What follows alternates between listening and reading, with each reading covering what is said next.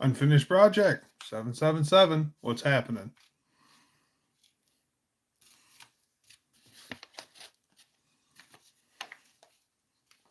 Oh, I've had a crappy day. I wasn't feeling very good. So, yeah. Sorry I was late. I know I'm usually punctual.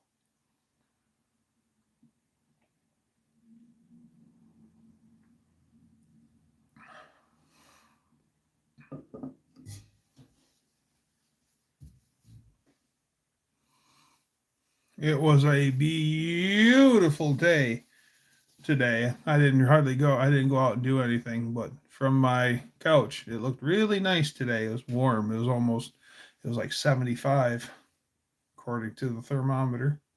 That's only had a couple 75-degree days.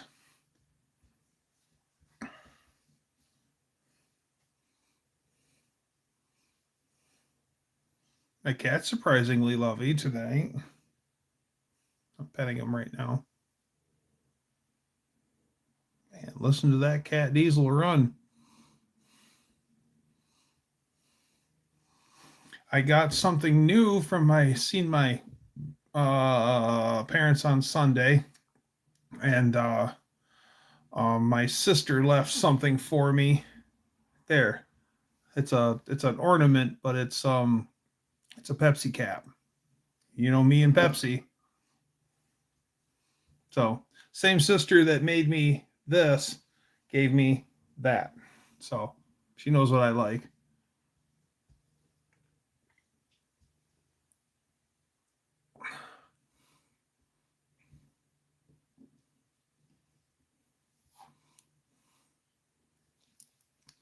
Dan, the man, what's happening? Here's the video to cheer you up. Shane's daughter eating a bug.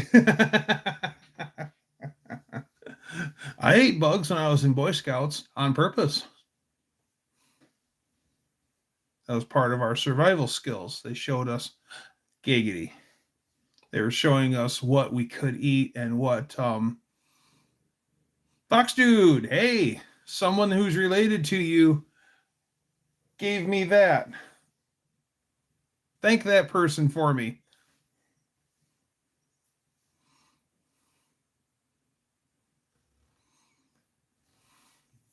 Hi, Red Bull Princess.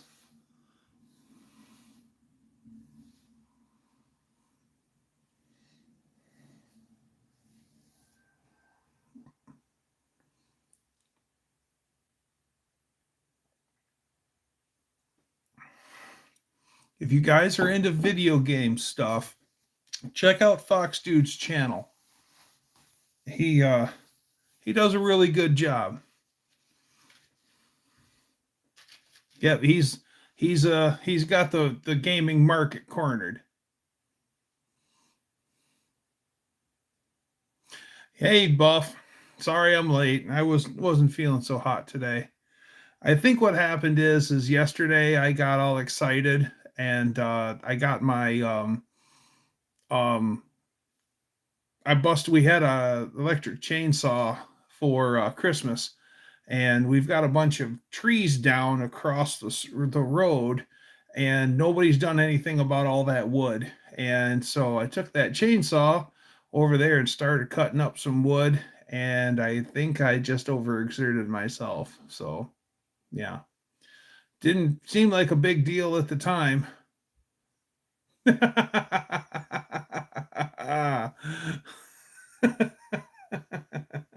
Someday that belt will be mine, Hulk Hogan. Oh, yes, it will be mine.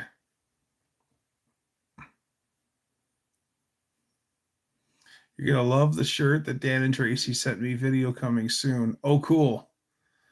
So, yeah, I'm not exactly batting 100% today, so forgive me. Sorry I'm late, too.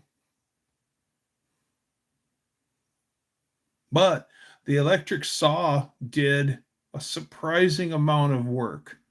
I didn't have much expectations going into it because I've used like plug in the wall chainsaws and wasn't real impressed by those. But this one actually had a surprising amount of chooch. It's a 16-inch saw, and I cut a surprising amount of wood with it, and um for a battery. Yeah, yeah. Yard work too. Yep, yard work.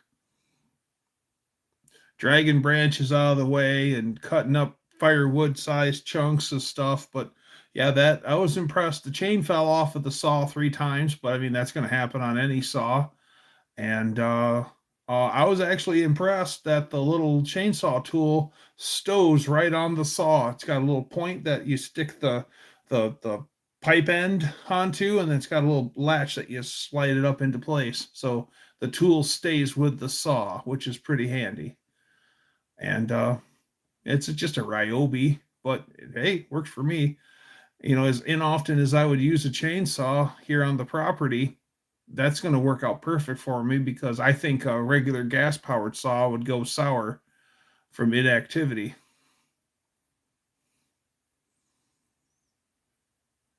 Yep, 'tis the season. Lady Dougster was picking up sticks in the yard and stuff, So spring's on its way. Heck, my neighbor actually mowed his yard today. I was surprised to see that. Like I actually heard it. I'm like, somebody mowing? And Lady Dougster's like, yeah, I think it's the neighbor to the north. Sure enough.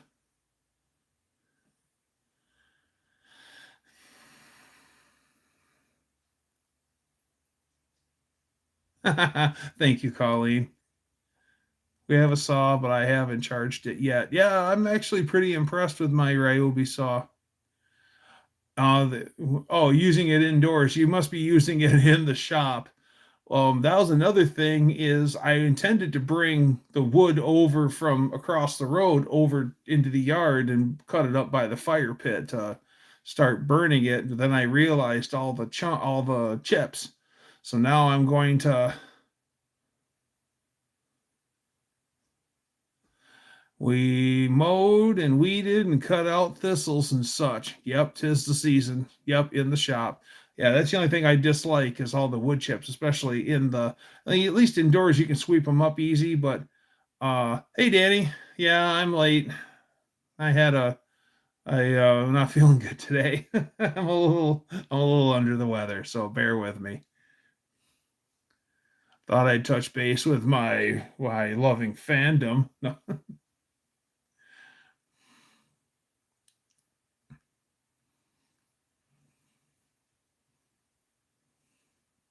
Yeah, there is. I actually went over there and looked at everything, and there is a metric F ton of wood over there. Like, it wouldn't be a bad idea to get a splitter. Like, I could probably heat my home if we heated with wood. There's that much wood over there, but a lot of it sits on the power line. So I don't know. I'll try to clean up the side of the road so at least that looks presentable.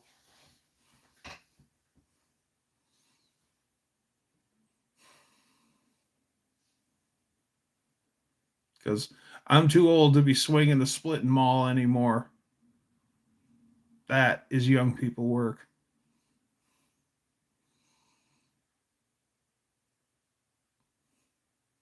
Yes. Yep. Chips uses them in a milk container with some used engine oil to make a starter log. Oh yeah. Um, in it's that town that Ford started up in the UP with the sawmill, Alberta, Michigan. It's a sawmill that he started, and it runs off of the scrap wood trimmings, and all the sawdust would go directly. It was all runs on conveyor belts and would all go down and feed the boiler.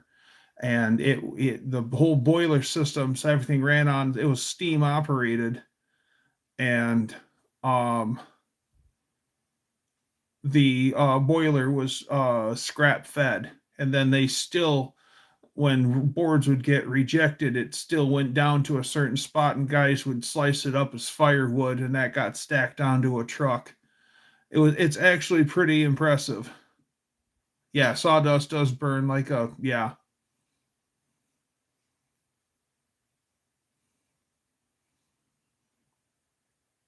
Yeah, oh yeah. There was an old German guy that I met, Hans, and when he grew up in Germany, of course, and he came to the States when he was in his 30s. And when he would go out and fall a tree, he used the entire tree. Like when he would fall a tree, you know how a lot of times when you'd cut down a tree, a lot of the sticks and twigs and the small stuff you wouldn't even bother. You just throw it on a brush pile, and eventually you'll go torch that brush pile. He wouldn't do that. He would actually take the whole tree and make logs out of it. Hey Braden, what's happening? And he would actually take the sticks and twigs and then make bundles out of them, and then take the little sticks and twigs and then wrap them up and make logs out of them. And he was amazing. He would feed his cows and stuff. He would keep all his feed sacks, his paper feed sacks, and then he'd put a few handfuls of corn in each one, and then he'd roll the sack up into a log, and then he would keep those, and he'd burn those in his wood stove too. He was very he insisted on not being wasteful at all. Everything had a secondary purpose. Should have seen when somebody turned him on to dripping waste oil on his fire. He was all about that.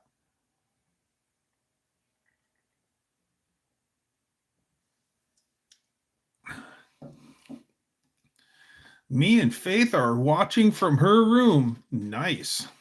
You guys finally got to see one another. That's good.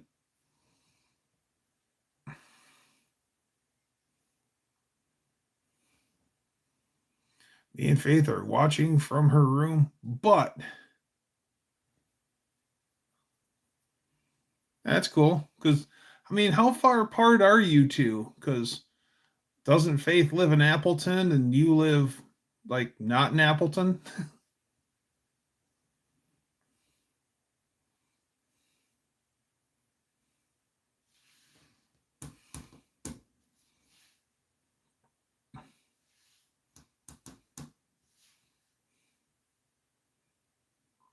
Hour and a half away from each other. Yeah. So I'm glad you guys finally got to, or finally are able to spend some time together. That's cool.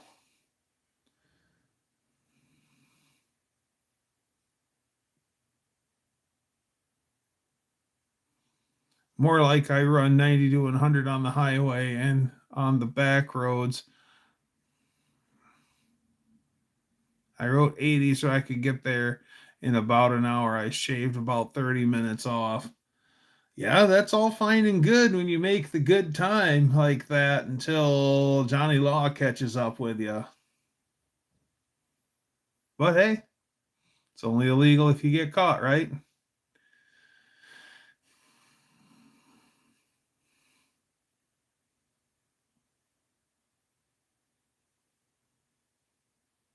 I'm also watching for cops. Yeah. Yep.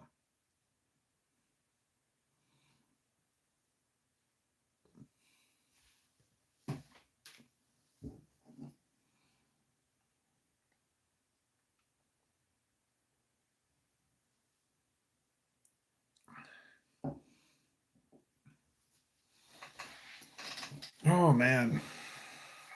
It's been a nice past few days here. Um Worked on Sunday morning on my nephew's Nova. We finally got we got ARP bolts for the fuel pump, and we put the fuel pump on, and then we pulled the Edelbrock carburetor off. It's an Edelbrock 750 Performer. We pulled that off, and then he's gonna pick up a bottle of Pine Sol, a can of carb cleaner, and a carb kit, and then we're gonna clean and inspect the carb and make sure she's all ready to run. So that's next on the docket. We're on fuel system. So we got a gas tank to put in it. We got to change the gas tank sender. Well, my girl lives by Highway 41, the main highway. Nice.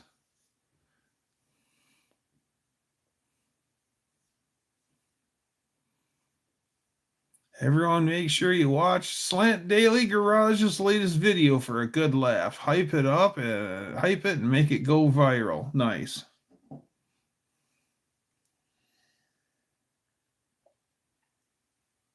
Hopefully, we can get away with not having to change the fuel lines yet on the Nova, but that's in the cards if not. And if we do, we'll get a stainless fuel line kit. Might even upgrade it to bigger line if it isn't already.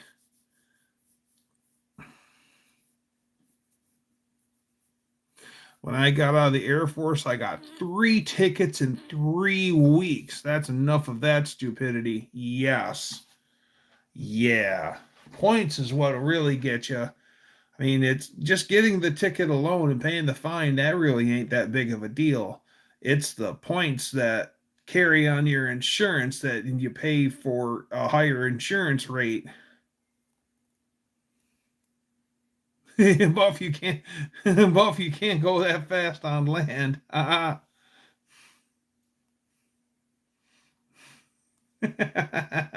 Yeah, Buff's used to going 400 to 1,000 miles an hour. Buff wants to go Sonic. Mach 1 Buff.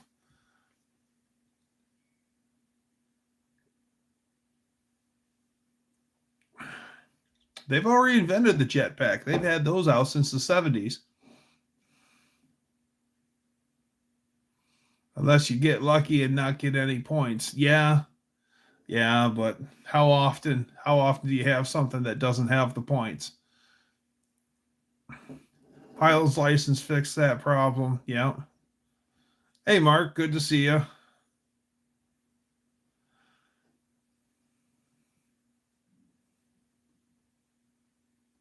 Have no fear, destroyers here. Well, hey. And hi, Tracy. Oh, yeah. Yeah, well, that just what Mark is talking about. The state of Michigan has this new thing where you, if you pay your fine, go to school, go to take some class that costs money, pay another fine, which costs money, then you can one time do that and get out of the points on your ticket. And so I don't know. I weighed my options and thought, well, I'm not gonna, if I'm gonna spend it on something, maybe I should save it. So the last time I got a ticket, I just paid it and then paid the insurance premiums that higher. They were higher, but they weren't insane.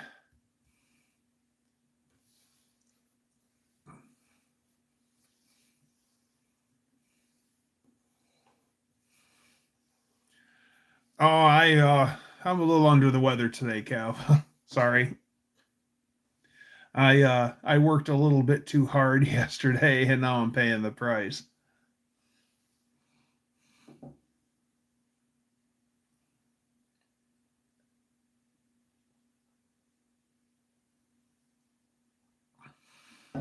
Thanks, Destroyer. A family member gave me a new thing for the office. It's a Pepsi cap. It's like a big ornament or something, but yeah. Thanks, Mark. I'm just kind of on the sore side more than anything, but yeah.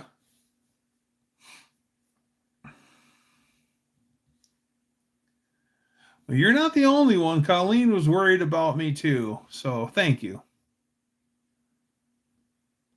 Yeah, my sister really knows what I like. Well, she's the same one that made me the Pepsi mug many years ago. So she knows what the old Dougster likes.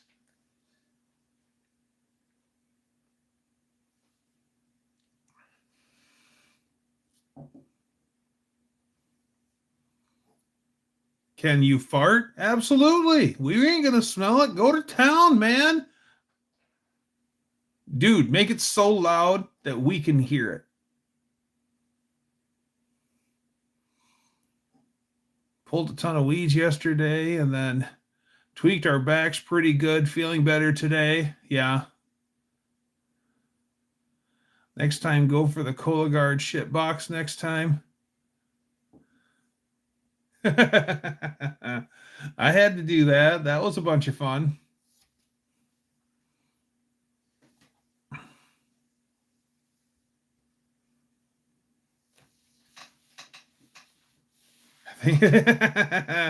Well, too bad. You gambled and you lost. Joke's on you. Don't trust it.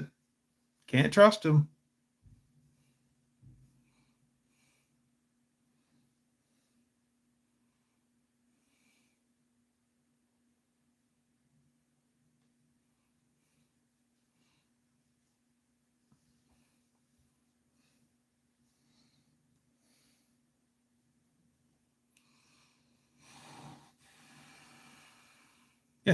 Somebody crapped in my shorts. uh,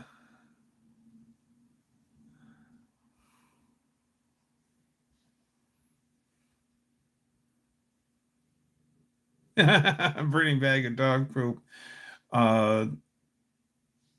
Famous phone quote from Tom White.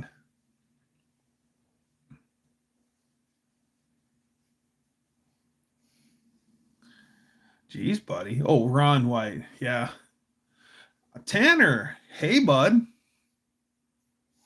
Really enjoyed your I was down on the couch today and I watched Tanner's video of him cruising his scamp home, and that was a good video. That car ran like a watch all the way home, which is nice to see. Tanner stopped at some church and there was another scamp or another scamp that had it parked right next to it. That was pretty cool. Levi, what's happening? Yeah, it was a great video.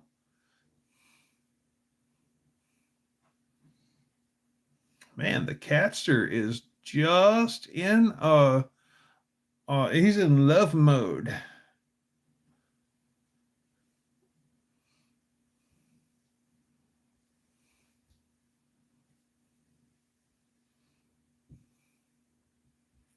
Scams are awesome. Oh, yesterday also, so before I cut all the wood, it was a 67 Dart. My ex texted me to tell that her car lives. That car lives near. Ah, cool. I'm on an airplane an hour away from Portland. I could be better. Well, hopefully you're making money doing that. So after I got done helping my nephew, I had to go help my friend, one of my neighbors here, and he has a generator that he couldn't get started, and he thought it was the carburetor, and he had it all torn apart. He bought a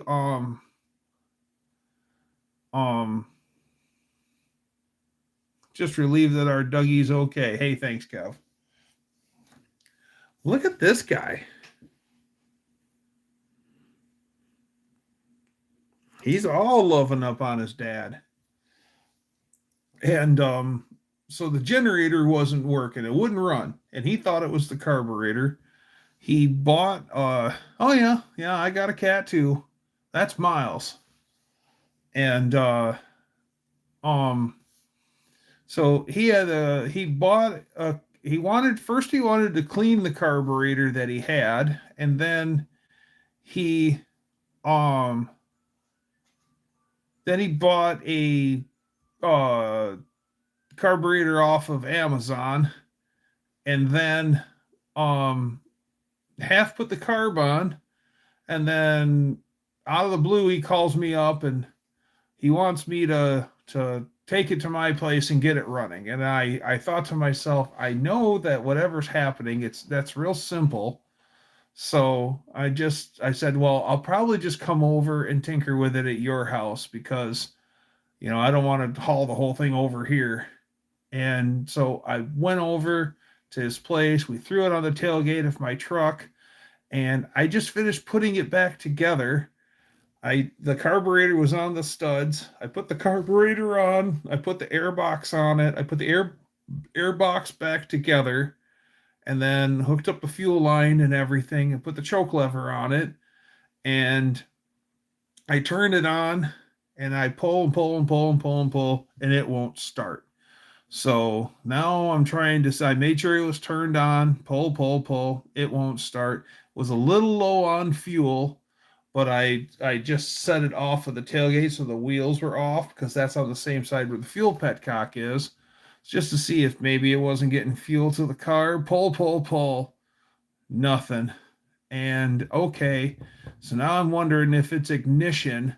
So I reach over and I unhook the plug, and I checked the plug. The plug is loose. It wasn't even hardly threaded in. It wasn't even tight at all. And I go, well, here's the problem. I go, the plug was loose. So I pull the plug out, set it on the thing, put it on the head, have him watch, pull the ripcord. She's got spark. I go, this thing's going to run. So he grabs me a plug wrench, or he tightened it down, and I made the thing run. So I pretty much guarantee you that the whole time it just had it had a loose plug in it the whole time. Tanner says, I closed on my new house Friday. I spent the weekend moving heads, blocks, and tools. The new scamp got to put in some work already. I videoed the progress from the weekend, so there's a vid. Nice. Eat a bug? That was one of my daughter's first sentences. All right, Max is here. Good to see you. Hi, Max.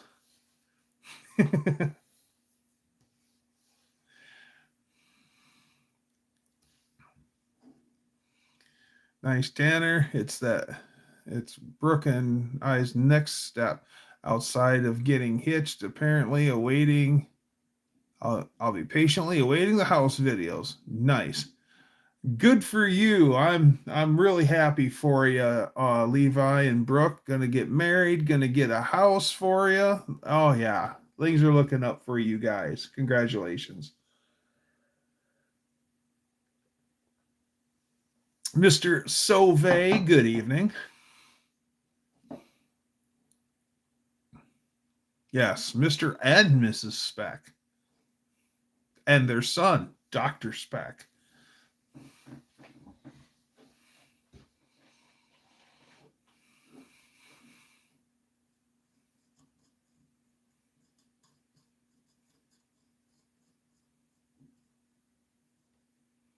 What do I do for a living? I am a 70s street pimp.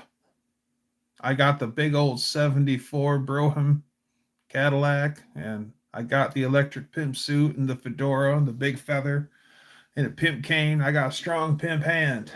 Yes. No, just kidding. I work the ship dock at a food manufacturer. I ship tortilla chips all day. That's what I do for a living.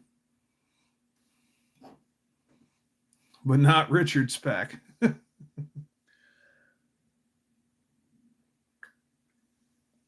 I am writing out the script for each car I have sold to date. My hands hurt now. Wow.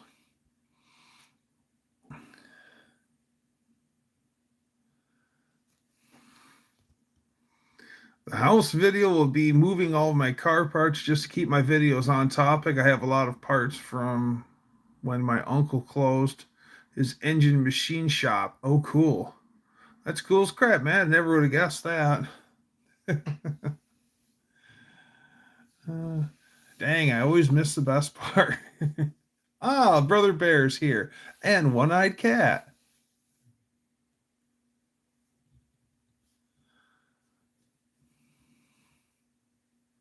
Dr. G's here. What's happening? Good to see you.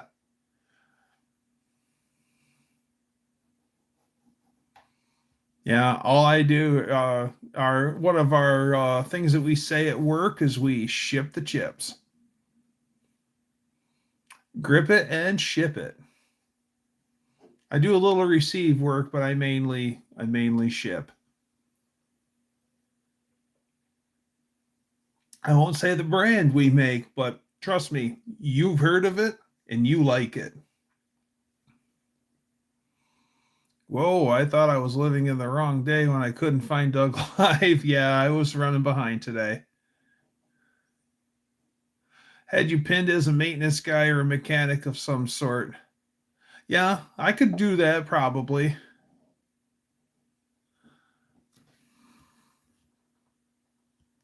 I work in new and used trucks at a Chrysler dealership. Oh yeah, that's Terpsky Tom. What's happening, Terpsky Tom? By the way, if anyone wants a camshaft to be to have reground, I have 20. I have small block Chevy, small block, and big block Mopar, and some Windsor Ford cranks. Tortilla chips coming from far away. No thanks. Any idea if the brand is sold in Canada? I don't think they are because I've never seen any French on our bags. And usually, if we're sending anything because the last job I had, we packaged stuff that was sent to France or sent to Canada, and it had English and French on it.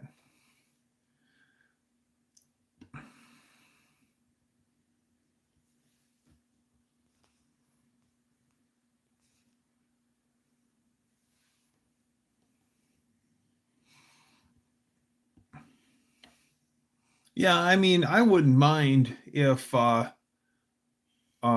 maintenance or something like that. I mean, I wouldn't be opposed to that kind of a job, but that's not my strong suit. And I don't mind. Yeah, all of our yeah, Mark and I work together, and all of our stuff does stay in the U.S.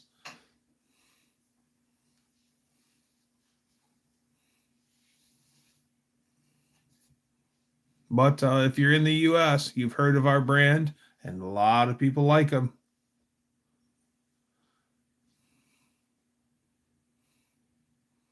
I like it when Colleen unboxes her gift and she looks right at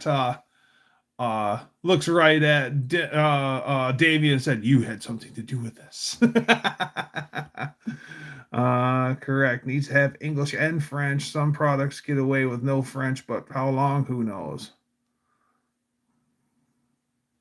I did maintenance for a single year. It takes a special person to care about fixing others' problems. Yes.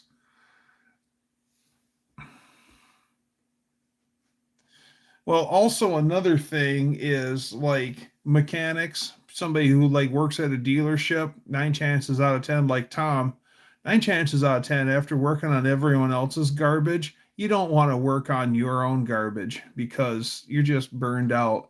So it's kind of a refreshing thing when I can come home and do my gearhead thing here at the house on my own stuff. And 15 classes every year because things change every year. Oh, absolutely. Yeah, you've always got training. So yeah, I think if I was wrenching all day somewhere else, I wouldn't want to come home and wrench, still continue to wrench. Like Jed's dad on Scott's Speed Shop, he's a special man because he's a field service technician for a heavy equipment company. So he's wrenching and welding and cutting and grinding and fabricating all day. And then he comes home from work and then he does it all over again on his own stuff. So he's just amazing. He is definitely special in a good way. When I was a machinist, I hated working on my cars. Now that I'm an EMT, I actually enjoy turning wrenches again. Right, because it's not work anymore. Now it's recreation and now it's fun again.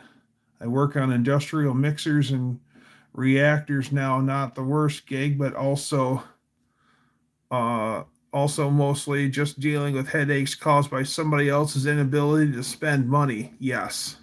Yes. Ah, Mr. Wilburn, welcome. I had people ask me to fix their cars. I would answer, I have enough hard time getting around to doing my own cars. Yeah, that's one of the things is yeah, I feel the same way. I work on my stuff on Saturdays at the dealership. That's nice. You can use the hoist and stuff. That's nice. That's way nice.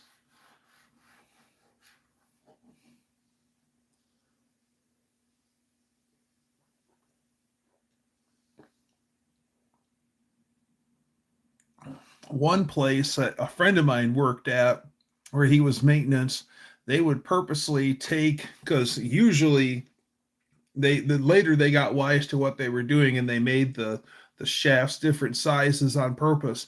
But you had a small gear that ran a large gear. It would make the machine turn at 8x RPM. Well, someone figured out that you could take those two and swap them and make that thing work at like 6 times the production, and it would wear the machine out in like 2 years time. And then we're talking about like it's junk, get a new one, wear out the machine, not rebuild it.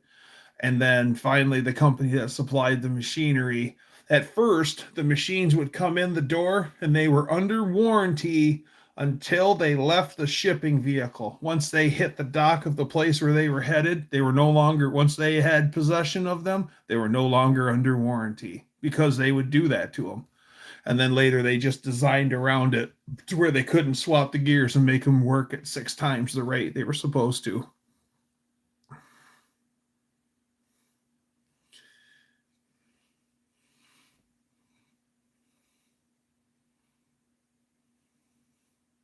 I always had no issues coming home and working on my project. The issues started when I had to film it. Well, right, because the filming makes everything 4 times larger or longer. That's why I don't normally do live action wrenching stuff. I go to do the highlights where I'll work on something and I'll stop in and here's where I'm at right now, and I'll check in soon and come in later and here's where we're at now. We got this done. Now we're working on this, and more soon. You know me. As an industrial mechanic, I actually find it liberating over working on people's dailies. It's all simple tools, and the fab work keeps your mind sharp, and you can do cool stuff with your own stuff. Yes.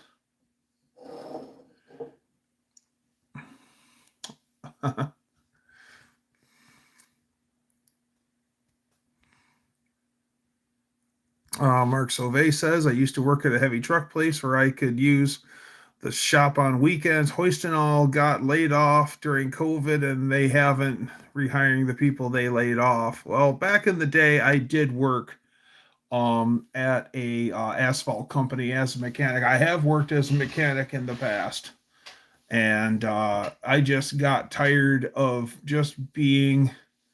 They would break stuff faster than we could prop it back up, and that just got old, and a lot of empty promises, and things didn't happen, and I just finally got fed up and left.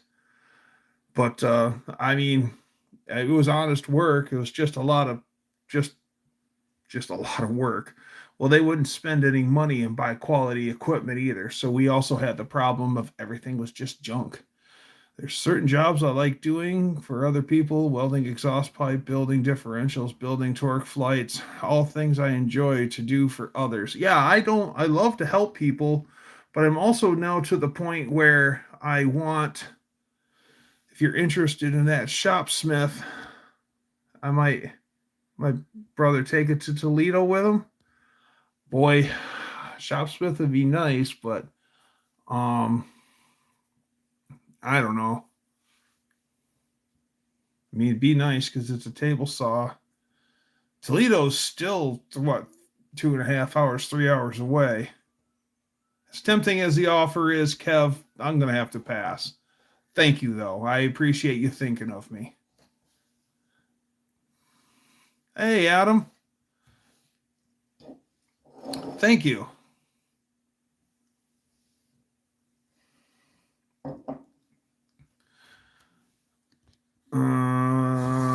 fun auction today. My neighbor walked me in the alley out back just before dark.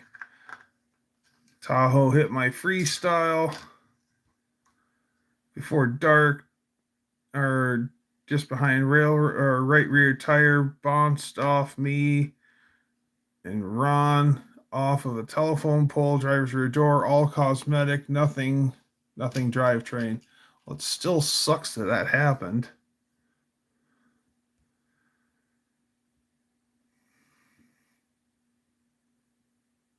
Asphalts are your fault. Also, shout out to Tanner for being my 1776. There's 1,000,001 videos on social media about mechanic scam, but no one wants to hear about the customer scam that happens daily. Yeah. Did you meow before backing into the alley? Remember, that's your reverse beeper. Need to make room in the basement. I have a Shopsmith Mark V, got an A3, still good. Oh, the Shopsmiths are sweet. It's a lathe, and it's a drill press, and it's a table saw, and it's a that contortionist thing, but it's having my shop's kind of tight now, and that actually, to make it do all of its thing, you need a big area for it to get it to do everything, to set it up as a table saw, to set it up as a rip saw, to set it up as the drill press. I remember guys taking Shopsmiths and turning them into little CNCs and stuff of the like, and actually using it to... Hey, Main Street Mopar.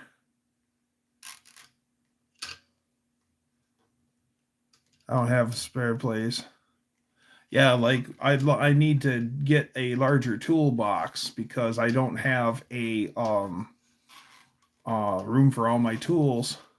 How much does it weigh? A Shopsmith is actually pretty big. I'll bet you it's 250, 300 pounds. But it's a contortionist. You can probably look it up. Just look up like a Shopsmith Mark V. They're a neat piece of equipment, but for woodworking. And that's the other thing. I don't do a lot of woodworking anymore. I mean, I could see it if I had a lathe and I was... Oh, wait. 1 second. I'm pouring water.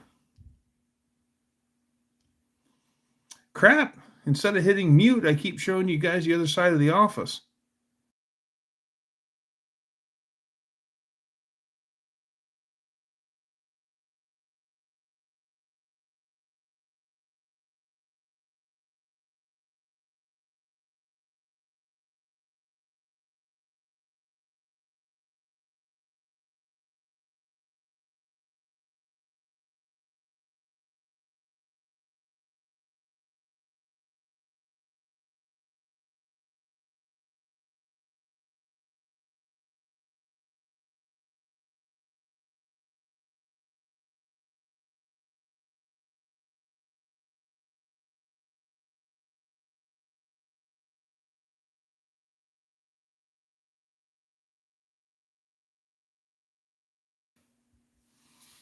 Yes, good for you, Levi and Brooke. If you guys can try to shoot for... Yeah, Shopsmith can be disassembled. Yes, there's a lot of moving parts to it. Try to look into, if you can swing it, a 15-year fixed mortgage. Now that means you're going to have steeper payments, but in 15 years, that thing's going to be paid for. So if it's possible, but sometimes the payments are so steep, you just can't do it. But if you end up getting a 30-year mortgage, don't get a 50-year mortgage. I have heard of those, which is just insane. If you do get a 30-year mortgage, pay a lot extra on your house payment and put it towards the principal.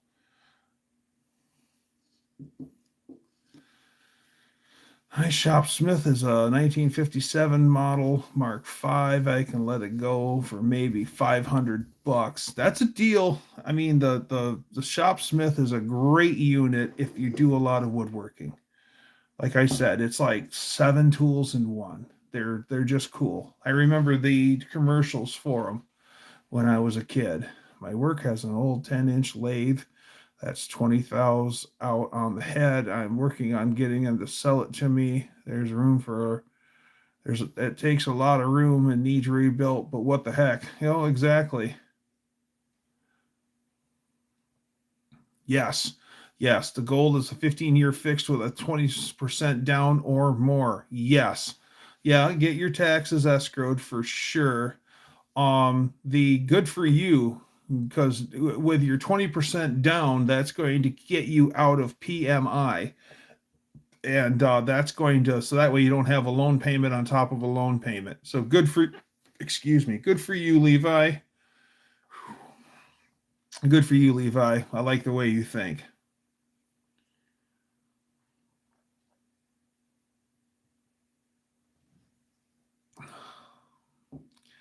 I don't understand why YouTube gives you such a problem, Kev.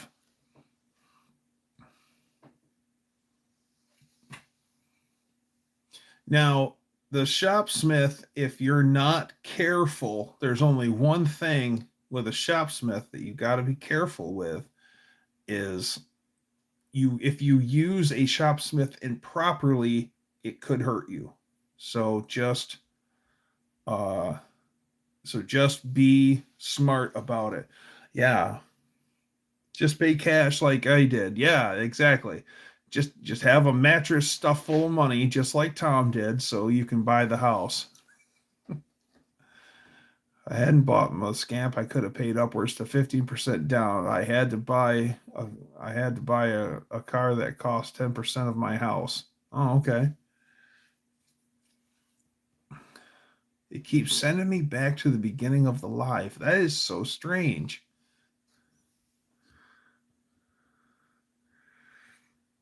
Like 30-year or the for the lower payment, you can always double your principal payment each month. This is true.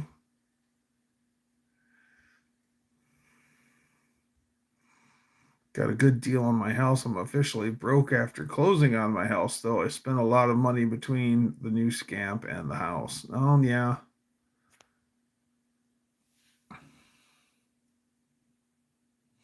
It's a strong machine. It deserves respect. Yes, it does. Yes, it does. But they're neat. I've seen some crafty people retrofitted to do neat things above and beyond what it's intended for.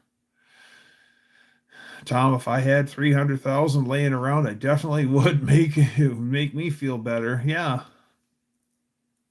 we're debt free, and the house would be the only debt, and I hate debt. Yes, yes, I'm hearing Dave Ramsey vibes out of that statement, and I like that, Levi. I like that a lot. The only debt you should have is your house payment. Everything else is you can, yeah, good for you.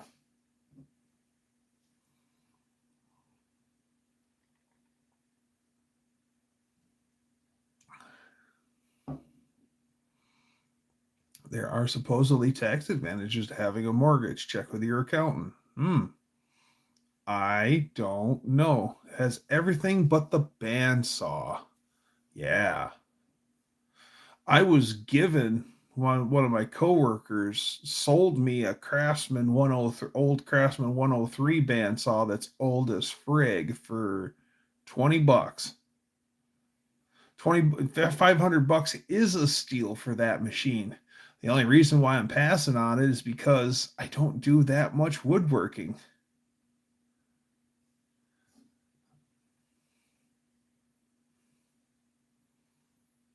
Yes, 500 bucks is a steal for that machine, especially a good old unit like that when they actually made them better. So, yeah,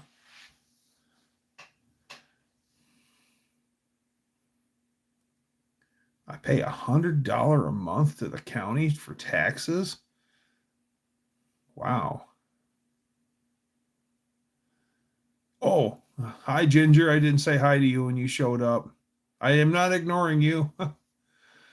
I am in that boat. My home loan is the only debt I have. Good. Keep it that way, guys. You'll be worlds ahead of people about worlds ahead of most. In fact, the average accountant doesn't account for emotional tax. You will walk around differently when you're debt free. Yes. Yeah. It's it's wonderful. I've never ever put myself in debt. Um Adam, who you seen earlier, compliment my hat. Him and I have known each other for quite some time, and he knows all about how I strive to be debt free.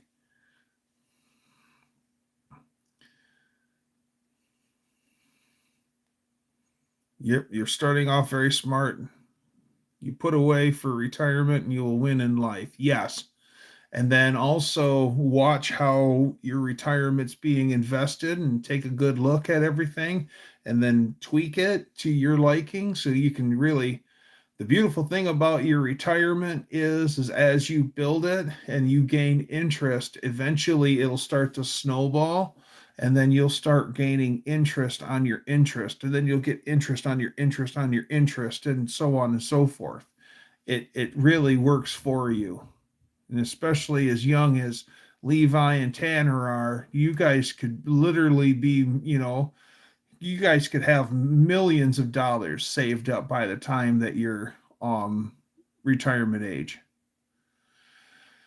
The only reason I'm getting rid of the shopsmith is I got to make room for my model car shop. The shopsmith is a hell of a unit. I like them. I'm planning on to get into the firefighter pension as soon as I can. Retirement won't catch me with my pants down. Well, on top of a pension, because pensions are becoming a very rare thing, Tanner. So if you can get a pension going for you, good, do it. But still, even on top of your pension, do a 401k and keep investing towards it. It's one of the best things you're going to be able to do.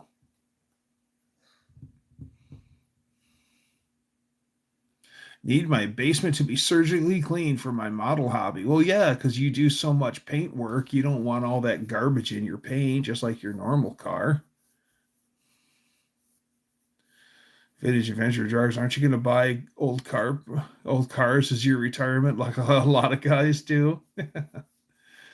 My wife came from a family who always rented, never lived anywhere more than 5 years. What's your go-to Midwest meal?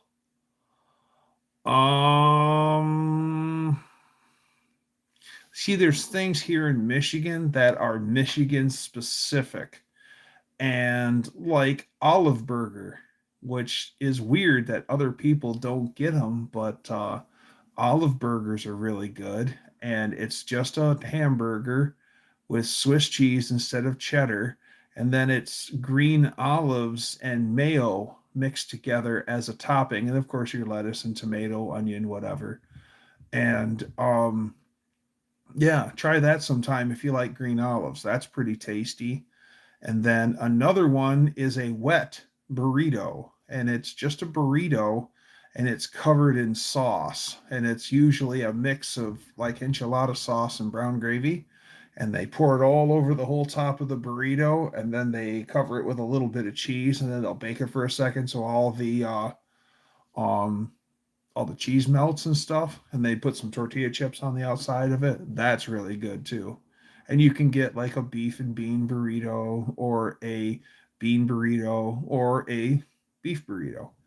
And it's kind of funny if you go to other states and you ask for a wet burrito, people look at you like you're out of your mind and they're like, "What makes it wet? Like sauce?"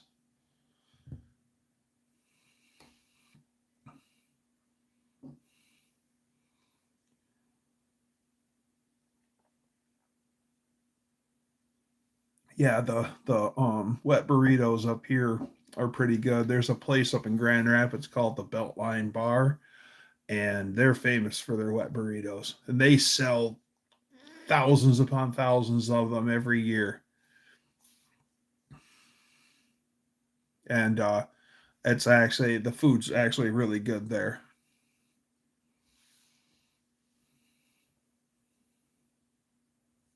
As long as I have fewer than my dad has, I won't need to sell cars. I'd rather not live with the regret of knowing I should have kept something that I sold.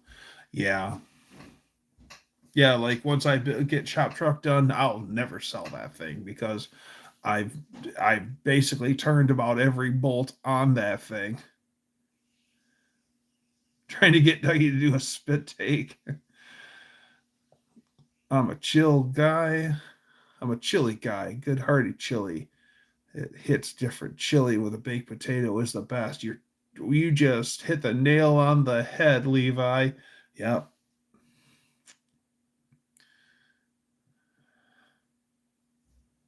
I've had a bunch. My favorite was an 84 Porsche.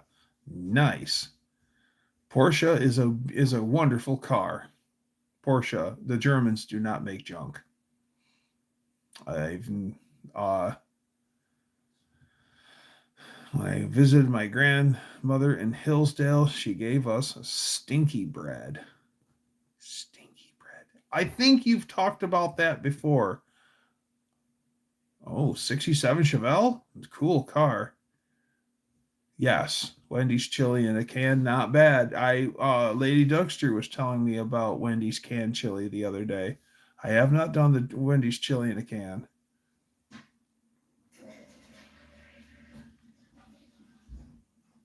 You are funny, Doug. The Germans don't make junk. It's true, they don't. The Germans don't make junk. I mean, Mercedes is the world's taxi cab. Salt rising bread. Ah, yes. I've cussed at many German cars. I like monkey bread. Yeah, monkey bread's pretty good. The 10-cylinder BMW engine. I am not very impressed with BMW cars, but BMW motorcycles are phenomenal. The most miles, the longest ownership BMW motorcycles. I don't understand why they can make such a great motorcycle and not such a great car. We don't call them wet here. They just go by sauce burrito, and a la cream is my favorite, covered with Mexican sour cream sauce. Okay. Brass monkey bread.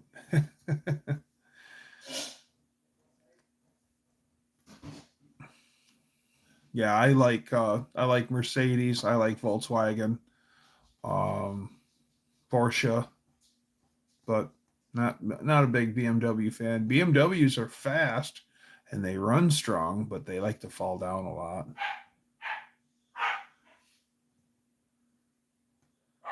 Whoever thought it was a good idea to put starters under the intake on a BMW? Probably the same guys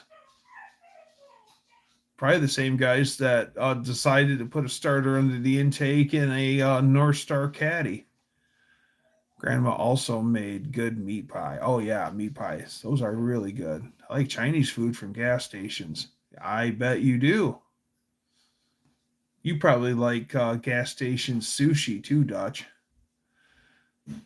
I just started daily driving a 2011 Jetta. It's great. It's the highest trim option offered, but it doesn't have auto lights. My '02 Chevy Duramax has auto lights, for Pete's sake. Everybody knows German cars are junk. Not true. You can buy a 10-year-old car for 10 of its boring middle class wieners. My Porsche was my 21st birthday present from my uh, ex-husband. Wow, that's quite a birthday gift. Had one 15-inch speaker. Oh, boom, boom, boom. My mother's asking me if I can send a girlfriend a request on Facebook. I ran into my first crush yesterday, and my mother's calling me lame for not getting her number. Some days it's fun to run the line between losing a pair of underwear and not. Roll the dice.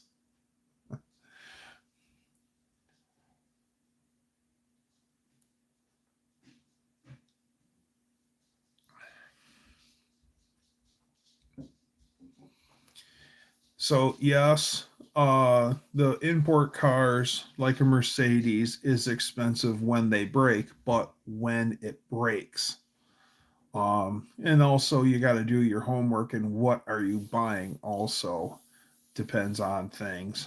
Um, like I like the Mercedes diesels, the old Mercedes diesels, like a 300D or a 240D and stuff like that, or the OM, I think it's OM 542, the 5 cylinder diesels. Those are practically immortal engines as long as you keep them full of fluids and maintain them right. I'm gonna be honest. A woman makes you feel whole, but and pull every strand of hair out of your head.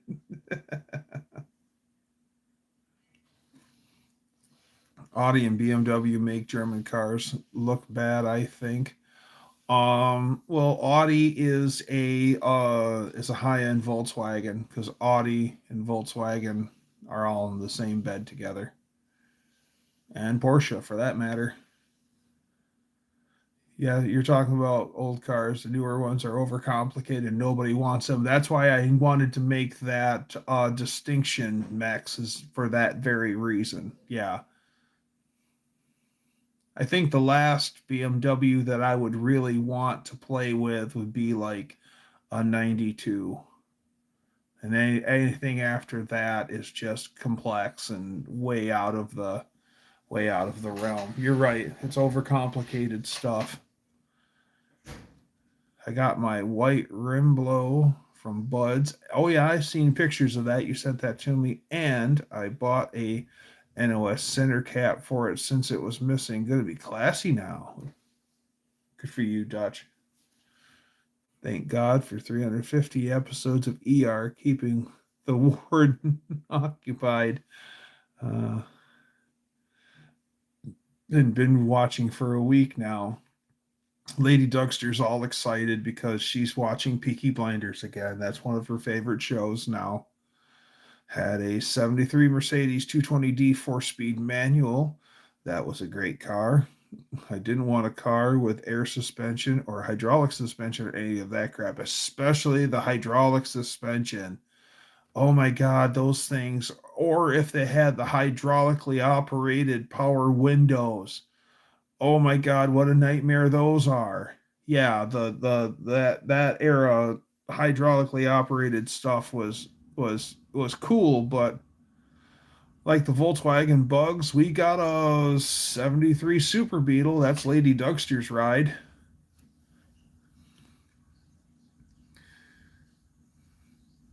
I mean, the ABS hasn't been working on the Durango for 15 years. Got streaming channels for her birthday. Yay.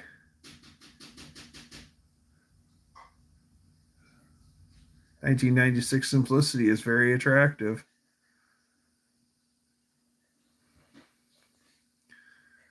I'm on my longest stint as being single that I had since 2021. I'm 4 months single now. There's a bit weird. I forgot what piece is like. Hi, Kay. Good to see you. I prefer standard power brakes. Yes. Mean Street Mopar saying he hopes to have his W2318 together by April. That'd be pretty cool. For manual brakes, it feels better to me. I don't like the manual brakes because of the lack of the booster, and it seems like you stomp the pedal and you just don't get the force. So if you've got enough vacuum to support um the booster, I would run a power brake unit. Nothing much, Kay. Good to see you. I'm actually thinking about if the cam that I picked out for shop truck isn't going to make enough vacuum, I'm probably going to buy the belt driven vacuum pump like for a Ford truck and then use that to create enough vacuum to run my power brake booster. I did a count. I now have 7 Gen 3 Hemis. on the property. I may have never done it. Aha. You can't work well with others. If you can't work well with others, stay single. Best thing I've learned about relationships, if you don't work well, if you don't work on them, they break. It's just like a car. Ignore it and it'll leave you stranded. Sage advice. I don't like these new collision sensors. I'm with Ginger on this one. My manual brake cars stop better than my power brake cars. I prefer not relying on the engine running to steer and stop. Oh, you're talking about well, besides vacuum, but hydro that's the vacuum boost is way better than hydro boost. I do not care for the hydro boost. I worked on a lot of hydro boost stuff when I worked at the asphalt company.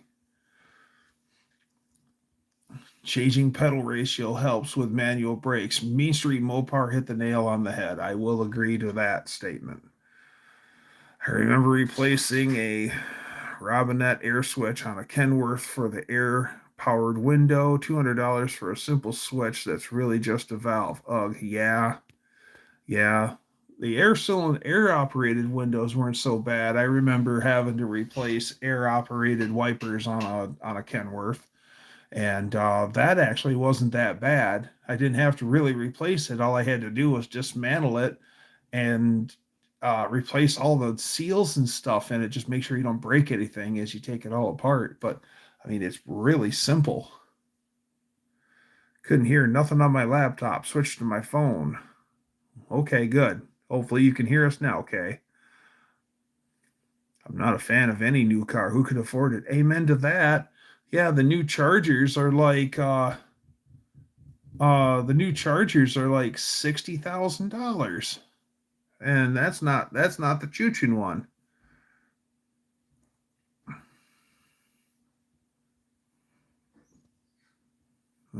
Chosen to work great with me. The only one that did left me because I didn't want my own. Oh, that sucks, Tanner. I don't have anything to do with Hydro Boost. I'm talking the original parts on regular cars. No, Hydro Boost is something that came on General Motors stuff. And I think some Fords had a version of it too. My neighbor has a new Charger. Ooh. I've got 2 kids. They grow too fast. I wouldn't, yeah, if I had the money, I wouldn't buy a new car. If I was wealthy, I'd still buy an older car and fix it all up.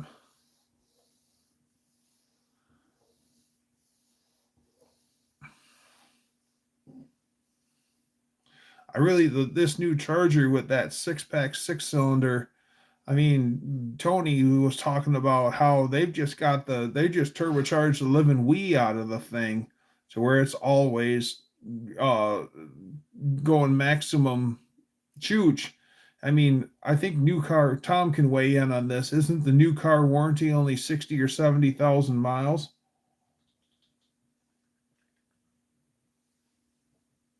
I was 25 and she had just turned 24. We were still great friends.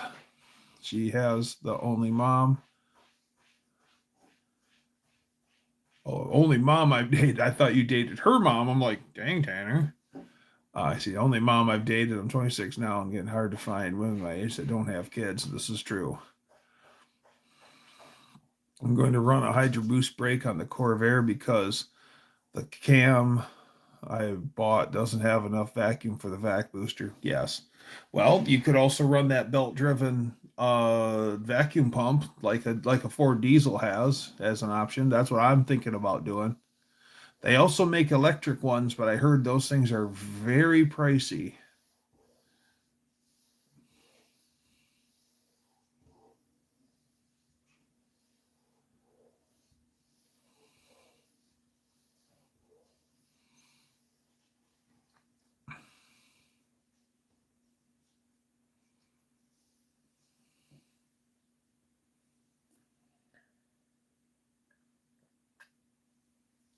Problem is that I don't know how to talk to younger folks, and that's from a 26-year-old. So, wow.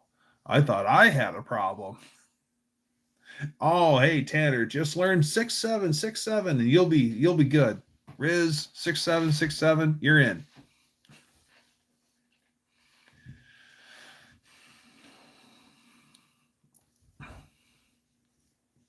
They have some sort of foreign language. They do. We all did. We've got stuff that we would say that our parents never understood. So, I mean, it's just the way it goes. Um, what was really interesting is back in the 60s, the English kids had come up with a rhyming slang language, and they come up with it purposely so the adults had no idea what they were talking about. It's like the older ones. It's gray with black stripes with a spoiler. Ooh, yeah. The right one comes along, you will. There's always that. I don't want to be with somebody if the right one comes along without a partner. Yeah. And the funniest thing is sometimes you find a lady when you're not even looking for a lady.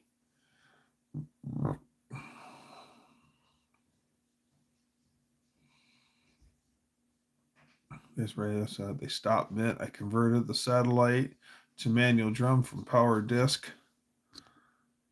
It stops better now than it did with original brakes when adjusted. Yeah, I mean, I like how drum brakes stop until they don't.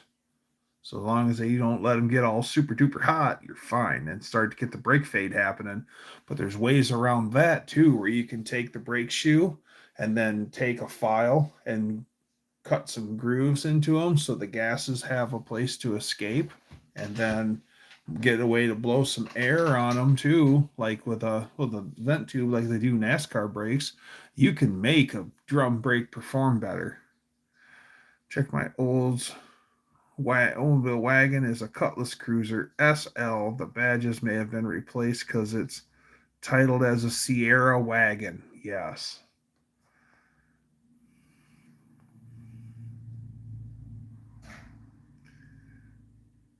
Comnay to Nay show ya. Hmm. Yep. I have an electric pump and canister, but with those, you are only good for a couple breaks and then they can't keep up. After that, you have manual pushing through the booster. Yeah, and that's hard as frig. The emblems on your car are correct. Your state is wrong technically.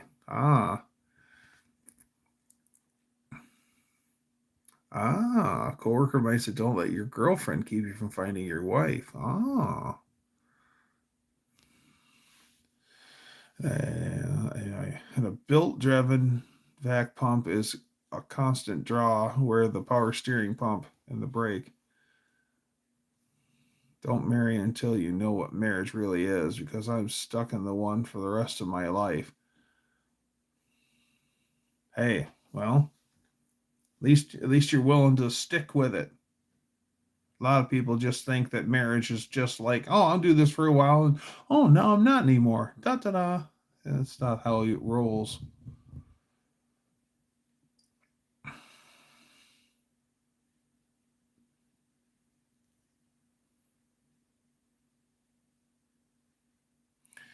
Yeah, it's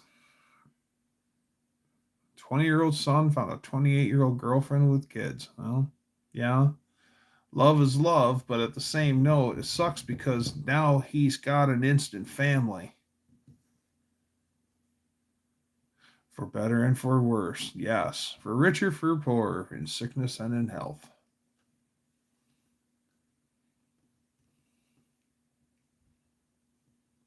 Our author, Beth Lee, has got some advice. So, if you need some advice on marriage, I wrote a book called Making Marriage Last by Beth Lee. There you go. Check that out. And Beth Lee, aka Tracy, and Dan IT Guy have been happily married for 2 days short of eternity. And they're looking forward to another 2 days short of eternity ahead of them. So, yes. When I was 28, I would not date a 20-year-old. I had 2 kids. I agree. After 42 years, I can say being married is easy. It's a great book. Oh, very good. Colleen read it. Still living the dream. Nice. We do laugh a lot, and that helps. We also bicker, which is which all of you on my lives know. My daughter is 28. She is a correctional officer. I will let her talk to her. Distance helps a lot of marriages.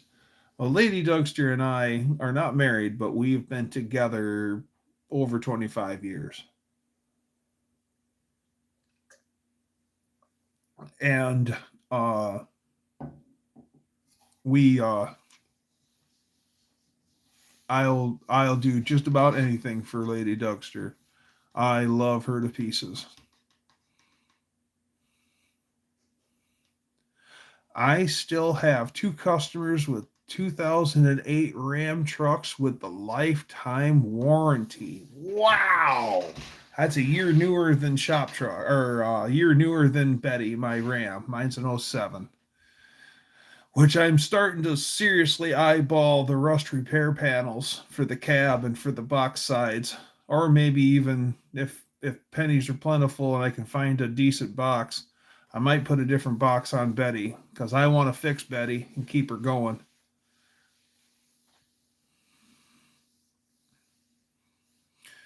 He also told her she wanted to be with somebody else, have the courtesy to let me tell me. And yes, yeah.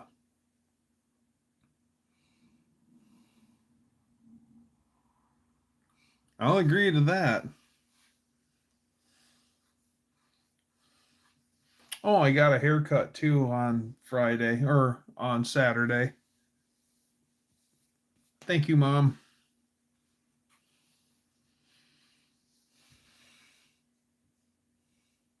Yeah.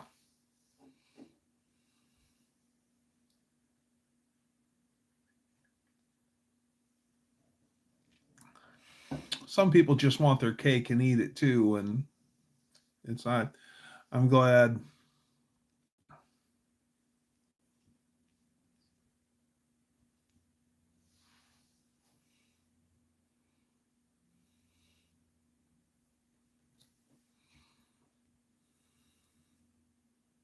Can't imagine being with my ex cougar for 42 years. That would have been a nightmare. uh, I got a haircut over 13 years ago. Yeah, yeah.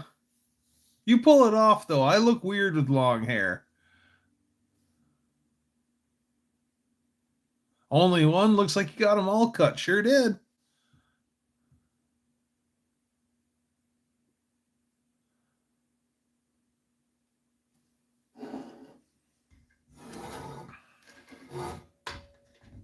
You know, it took a whole bunch of crappy relationships preceding mine and Lady Dougster's for me to appreciate how wonderful a real relationship is.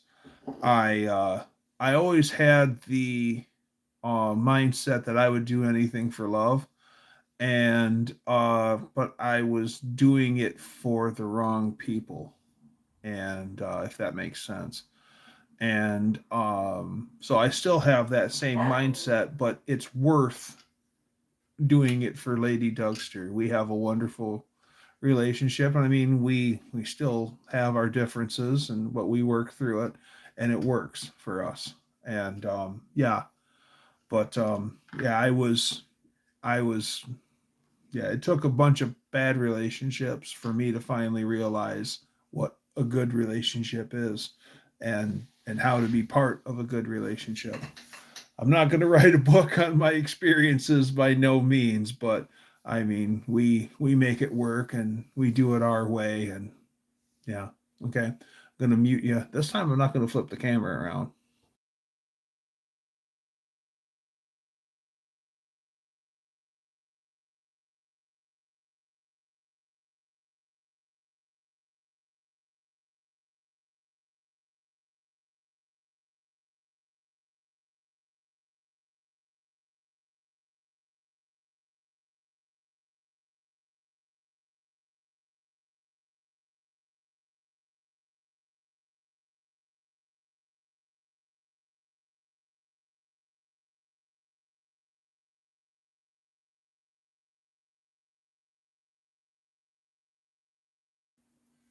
All right. I'm in my feelings tonight. Sorry for the low vibes. You're all good. Okay, you're all good. We get up, we get down. It's all good. We're here for each other. That's what matters.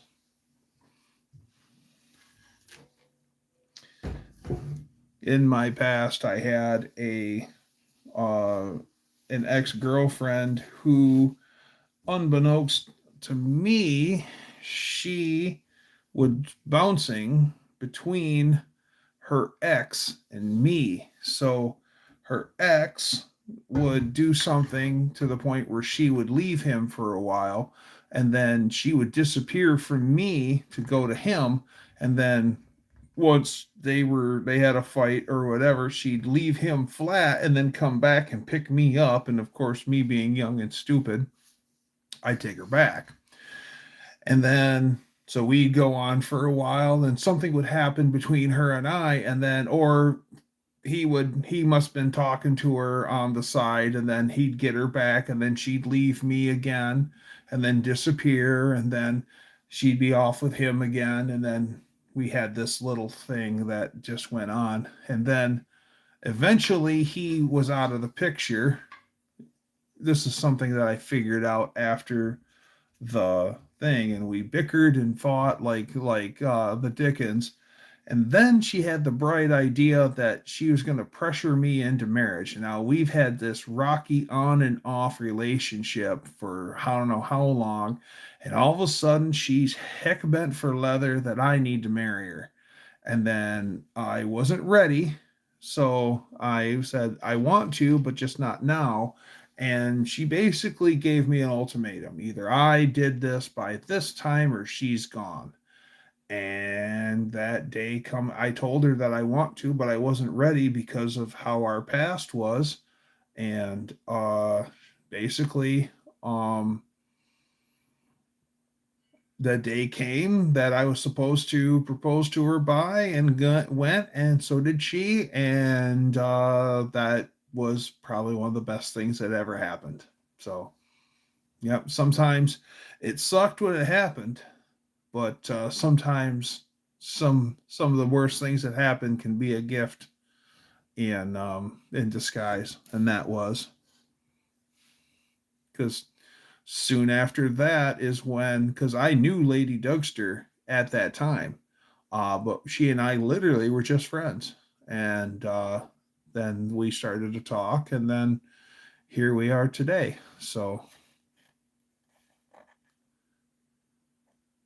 wanted me to buy her a house. I said, no thanks. Good for you, Max.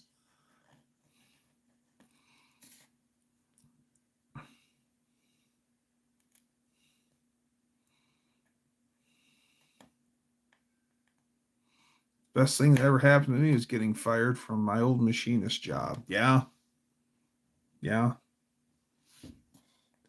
It's good that you have those skills under your belt, though. It's not like you can unlearn that, so that's good things. All of my closest friends are dead. Wow. I have a lot of friends to try to fill that void. Wow, that sucks. Oh yeah. Kay's our little dancing machine down to No Name Nationals. Can't wait to see her again. Here's the kicker. She was still married to her husband that was in jail for selling drugs.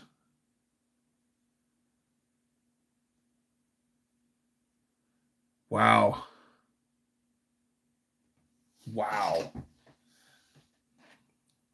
Yeah, buy me a house there, bud. Yeah, okay, let me run right out and do that for you. I'm out with my puppy. All right.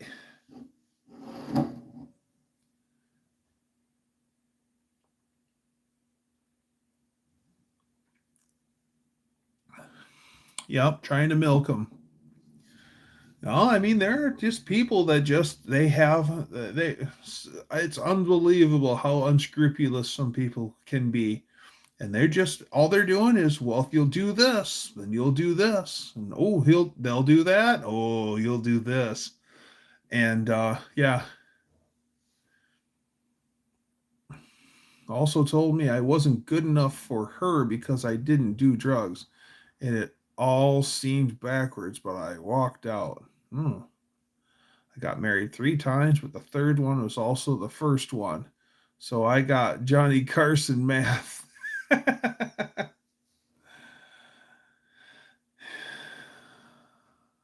Stories like K is why I like listening to Typo Negative. Those dark stories make me feel better. Plus, the presentation is so supreme. Yes, I've listened to Typo in a long time. I've got some of the CDs somewhere. Got a lot that died. My oldest. My ex-husband died from an overdose. My oldest kids. Dad, they didn't really want people to know drug addicts will give their kids up. Yes. Yeah, they're chasing the high, and that's all that matters. I lived with a leech for a while who played a lot of head games, but I finally kicked him out. Best day ever. Yeah. Hi, Wendy. Good to see you.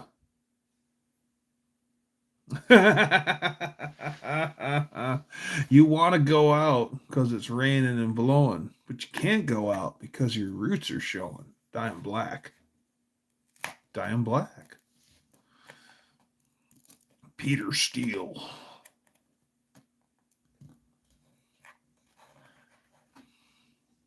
Yeah, I don't miss the head games. As a matter of fact, when I seen my parents over the weekend, they told me that a guy that I grew up around, who's the same age as me, 48, passed away. And I just can't. It's so sad. The guy had a rough life, self-imposed, but a rough life. So I'm kind of not surprised that he passed away, but it still sucks. It kind of hits a little close to home that not even 50 years old and you passed on.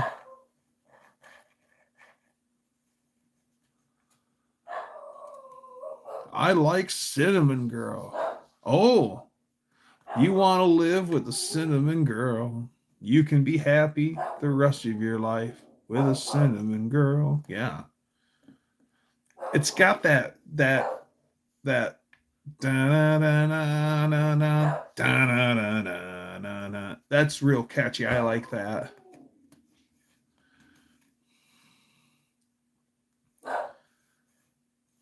Told Mrs. Speck a long time ago I don't do games. When she plays, I walk away. It hasn't happened for a while. Yeah.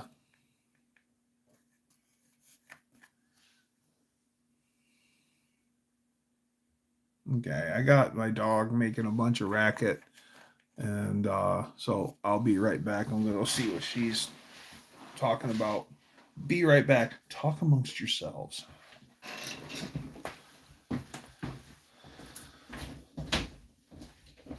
What are you fussing about, honey?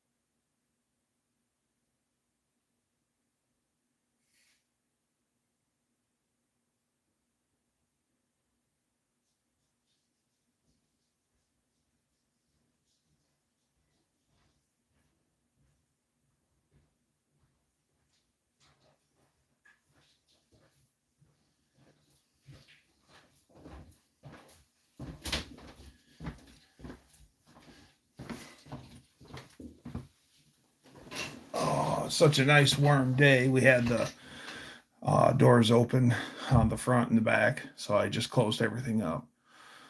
Um, Favorite typo negative song depends on the scenario. Love You to Death is my theme song. I think Everyone Dies is one that makes me feel the most, though. Be whistling Cinnamon Girl for days. Yeah. That's crazy.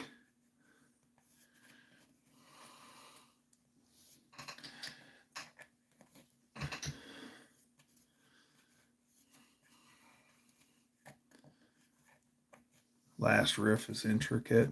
Yeah. They're a hell of a band. It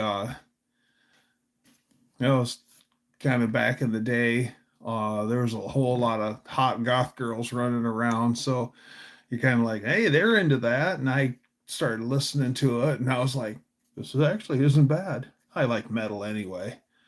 So yeah. What I really think is entertaining is when you have the emo girls and the goth girls try to explain the difference between them because there really is hot goth girls. Yeah. Yeah, the dark hair and the liquid paper white skin and the makeup and the risque clothing, like early 20s Dougster like that. Hot emo chicks, same thing, almost the same thing, but there's a difference. Okay.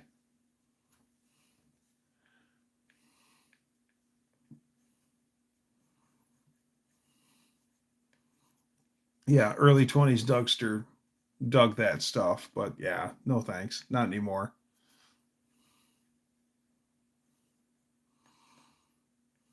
Her the Valley Girls gag. Typo negative has gotten me liking to look at goth girls. Don't trust them though. Yes, yes, yes. I like Pantera. I like Pantera a lot. Yes, I like Pantera. I was ahead of the curve. Like, I was already in the metal by junior high, and everyone else was still listening to like top 40 stuff in my high school or in junior high and stuff. So everyone else wasn't, I'd talk about metal and everyone's like, what? And I'm like, and then later on in high school, they're all like, oh, this and that. And I'm like, where have you guys been? Hello, I was talking about this in 1993, 1991.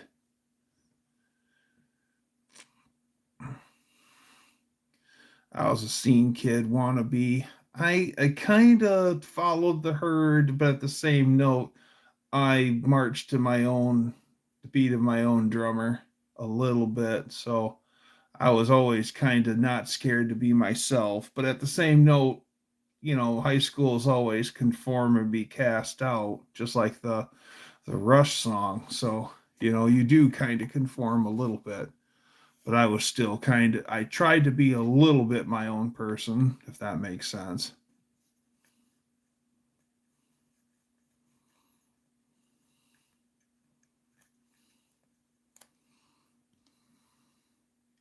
Valley Girls almost turned me gay.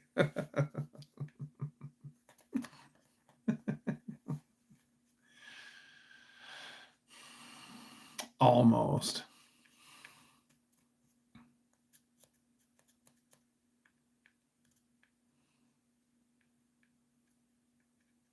This love at karaoke on Saturday. I love screaming to Pantera.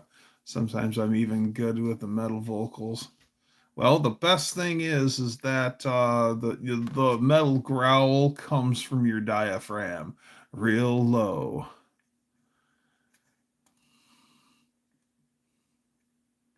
The rest weren't worth my time. Yes, I agree. Well, it's pretty sad that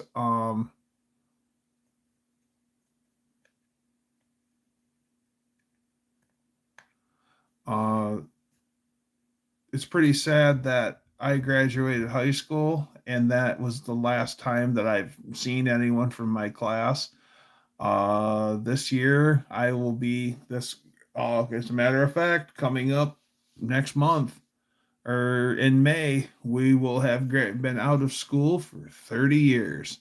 How many high school graduation or how many reunions have I been to? Zero. How many do I intend on going to? Zero. I could care less. There isn't very many people in my class that I really want to talk to. And it didn't help that one time when I was actually running into some of my old classmates, everyone made sure to let me know how successful they are and how much money they're making and how much better they're doing than me. You didn't have a best friend in school? I did have a pretty close friend, but him and I had a falling out after high school, and and so during school, yeah, me and this guy were friends, but a lot of the people that I hung out with weren't in my class. See, that's the thing. They were either ahead of me in school or behind me in school, but anyone in my actual class, very few of them I actually uh one high school friend, him and I just drifted apart. And so that there I do have, I guess, one guy I could say him and I still hang out. But we just life happened. But yeah, anyone else in my class other than that particular person? No.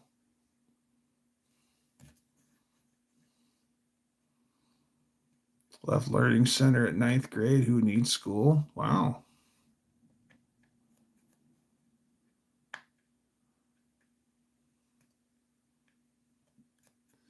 I don't know. Some rap's all right. Some old school stuff from the 90s. That's all right by me. But some of the new stuff, no thanks.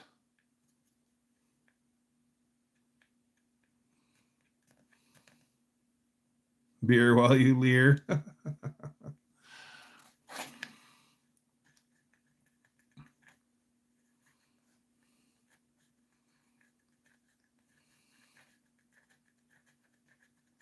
Yeah, as a matter of fact, I don't even get invitations to reunions anymore because I've never been to one. So don't plan on going either.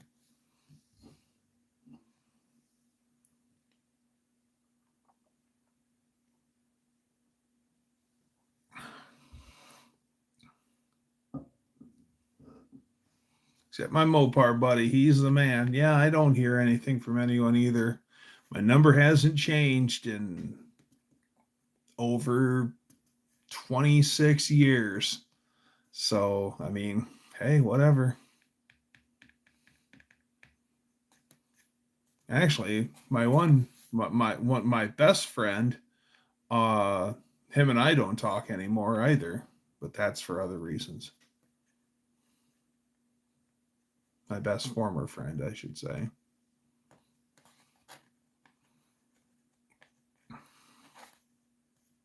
My parents did the best they could for me, but I was the oldest of three kids, and they tried to do the best they could with what they could do, but they were still trying to. We lived a good middle class life. It was just family of five. Money only goes so far. We didn't go without. That was awesome, but we weren't like loaded to the gills either. Dexter Holland and the Offspring weren't punk rockers. They were prophets. Nostradamus had nothing on Dexter. New sandbox, new friends. Yep.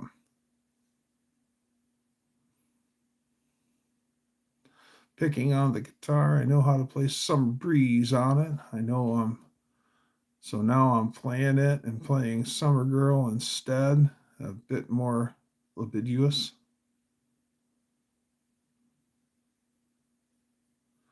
My parents weren't prepared for my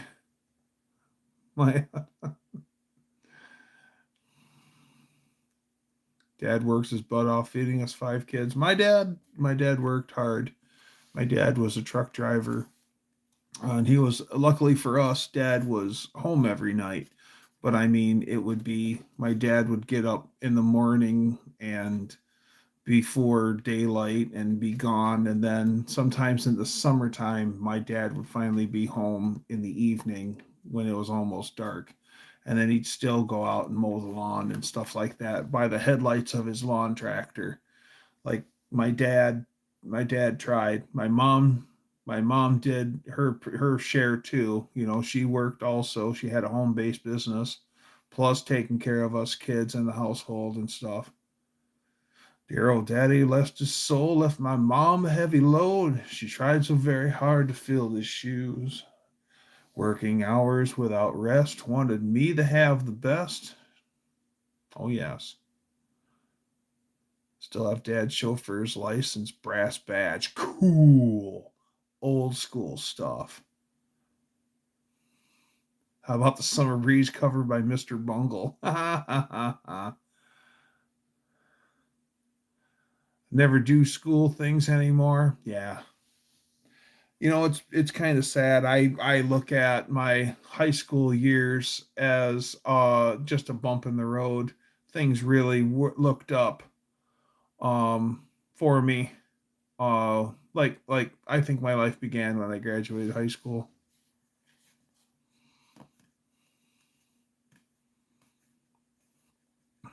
Bungle in the jungle. That's all right by me. Oh, Alabama. Oh yeah.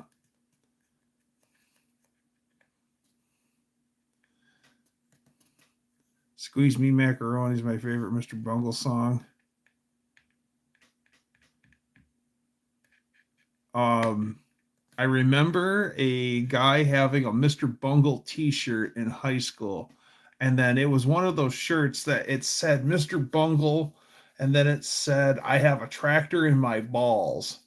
And it was one of those t-shirts that teachers didn't like, and they would give people crap for wearing it. They couldn't tell us we couldn't wear it. We just get crap for wearing it. And I remember that shirt making its rounds to where the one guy would wear it who actually owned it, and then he would hand it to someone else, and then they'd wear it for a while, and then it just kept rolling through school. And it was kind of the running joke that, who's got the Mr. Bungle t-shirt now? Oh, it's so and so has it. Okay, there, I see it. It's white and neon green. Yeah.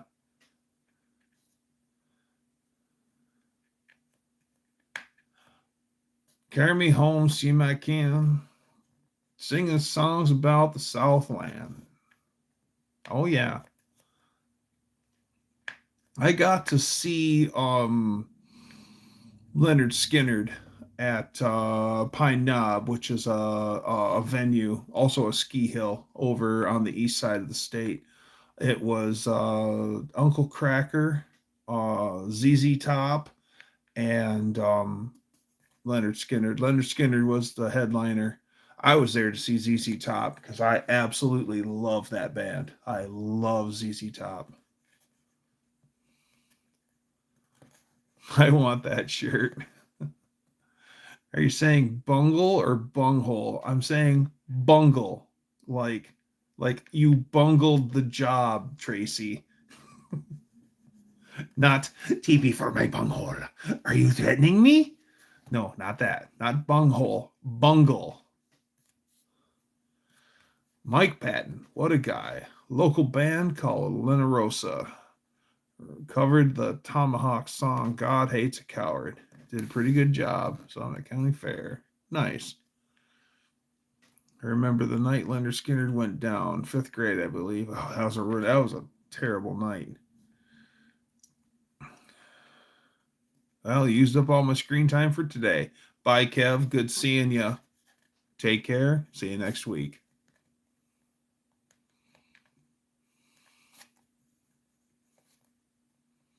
Yeah, the name Leonard Skinnerd, they that was the name of their gym teacher, but it was Leonard Skinner. So they just misspelled it on purpose. It's kind of like, because I don't think any of them liked that teacher, Mr. Skinner. So how funny that they named their band after the gym teacher. Yeah, I don't know how many of the actual original members were in Leonard Skinner when I seen it. It was only just a few years ago, but it was still cool. They put on a show. I think my favorite Leonard Skinner song is "Working for MCA," which they actually started their set playing that one. Uh, that was pretty cool.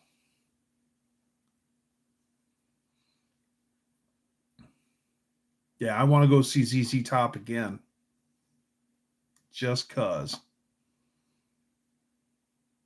Got to pay attention to what color the furry guitars are going to be this time. Last time I seen them, they had purple furry guitars.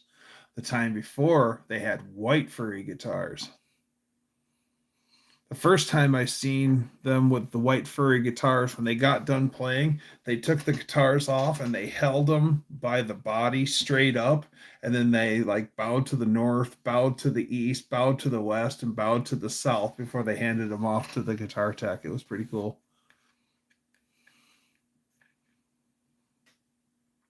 Billy Gibbons was doing this all sorts of really neat guitar work, and he's playing and playing and playing and playing. All of a sudden, he takes his hand off of the neck completely, and he's like this, and he's still keeping everything going with just his strumming hand. And then he goes back to working and just beating the tar out of the guitar with two hands, and then he holds up his picking hand, and then he keeps everything going with just the neck. It was just the showmanship level was just awesome. Oh, Gary Newman. Oh, that was Gary Glitter. Yes. Nigel Stanford. KMFDM. Sweet. KMFDM. I was really big into them right out of high school. Laguna Coil are some of my go-to artists. Yes. Yes. Yeah,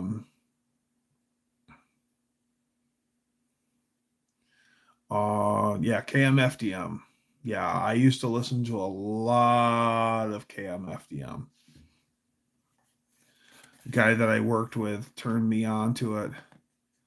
ZZ Top plays Clarksville, Tennessee tomorrow night. Pick up the tickets, Lars. I'm coming. No, just kidding. Gary Newman is not Gary Glitter. Oh, okay. Thank you.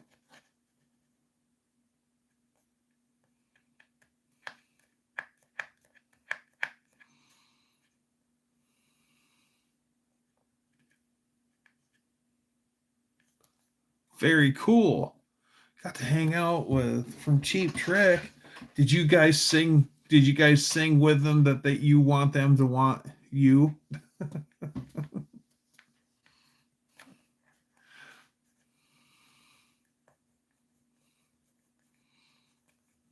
Good to know. I thought that no, Gary Glitter got into trouble. Yeah, yeah. No, Gary Glitter got into some trouble.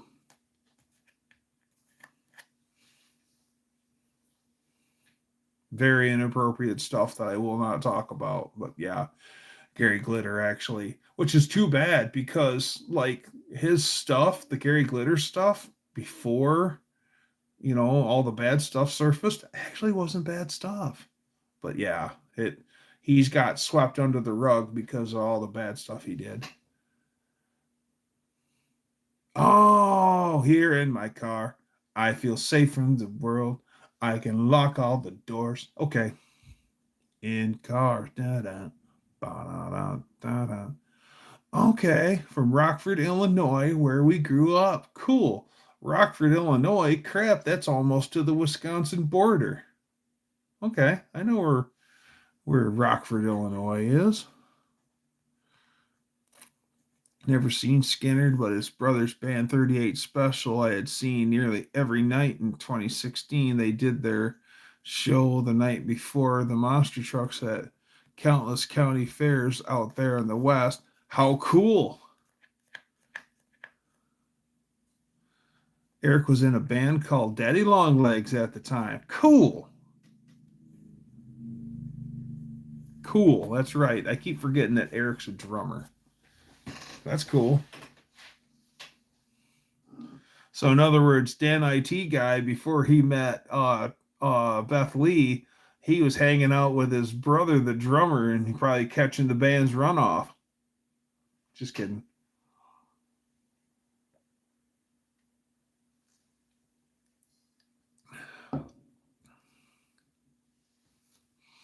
Saw him back about 78 for the first time. The casino near me is having Quiet Riot come play. And that'd be pretty interesting. And plus, up in Grand Rapids, we're getting a brand new amphitheater put in, and they've got all sorts of bands coming there. You know, I've never met any rock stars. The most celebrities, other than the only celebrities I've actually met face to face, are baseball players, famous baseball players. The Infinite Finite. And I do have an instrumental album that I released last year. Oh, cool.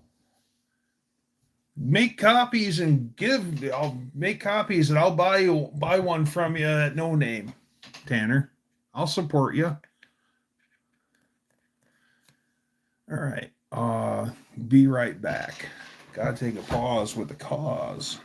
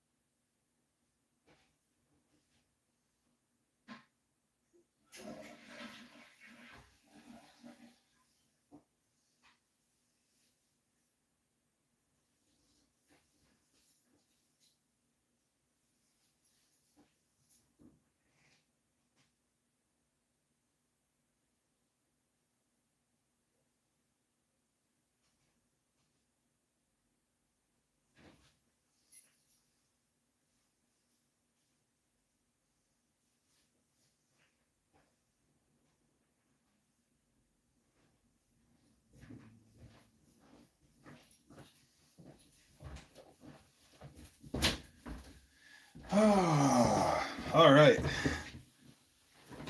There, I'm not seeing stuff like this anymore.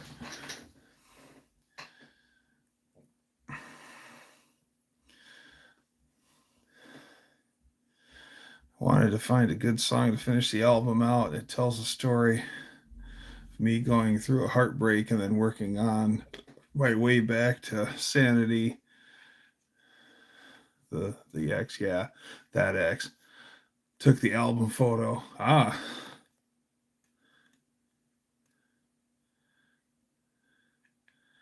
welcome back, Ev.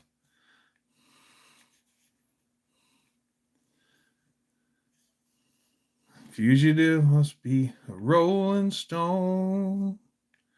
I'm fugitive, and life here is my home. Oh, yeah.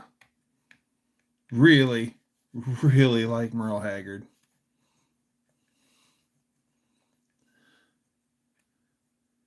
Favorite intro is meeting Dougster still to this day. Thank you.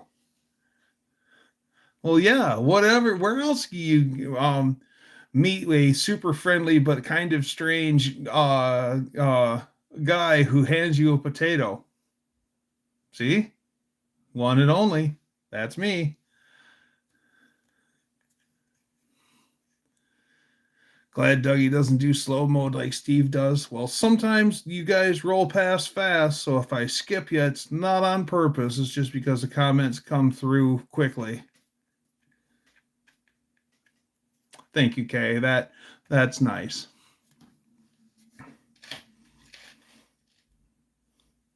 And gets a potato. Yeah, exactly. You not only do you get to meet me, you get a potato. And you're like, wow, he's weird, but he's nice too. And I think that's credit to where I'm from. It's just West Michigan nice. We're just nice.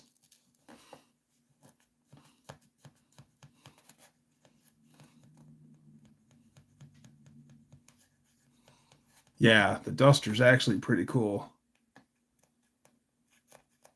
Well, one of three things happen. Either you take Bud the Spud home and you eat Bud the Spud, or you forget about Bud the Spud altogether, and then later on you're like, what's that smell? And then, or you'll hit the brakes and the potato rolls out from under the seat, or Dr. Go actually let his get cooked by the sun.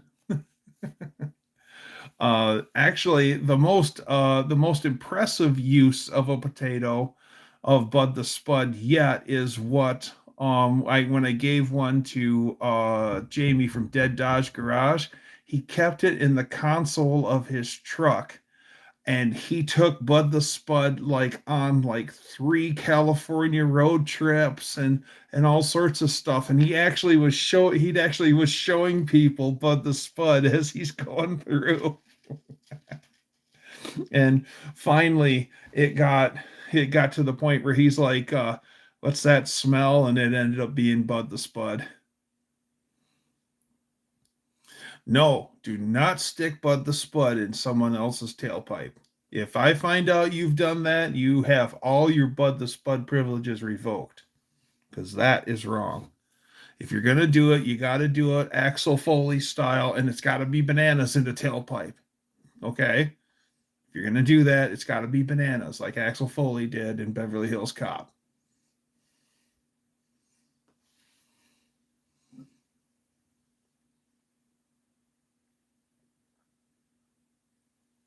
Yes, Kev. Yeah, come join Janet's Empty Nesters. Yes.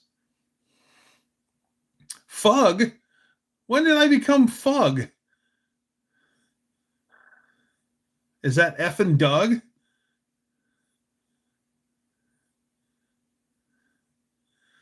Best use of Bud the Spud shown Tater in learning centers on short bus.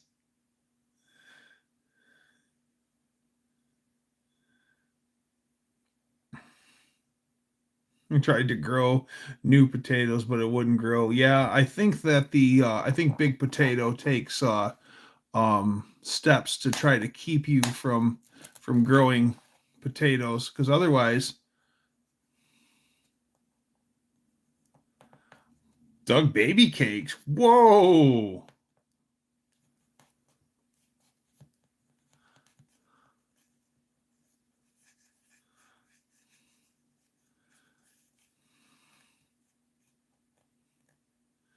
Well,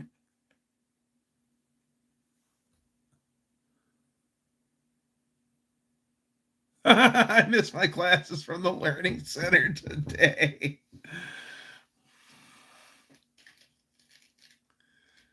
Well, good. I'm glad you enjoyed it. Because actually, those are Yukon Gold or yellow potatoes, and those actually are my favorites. So everyone gets my favorite kind of potato. It's all. As a matter of fact, that is all that we buy here at the house are yellow potatoes.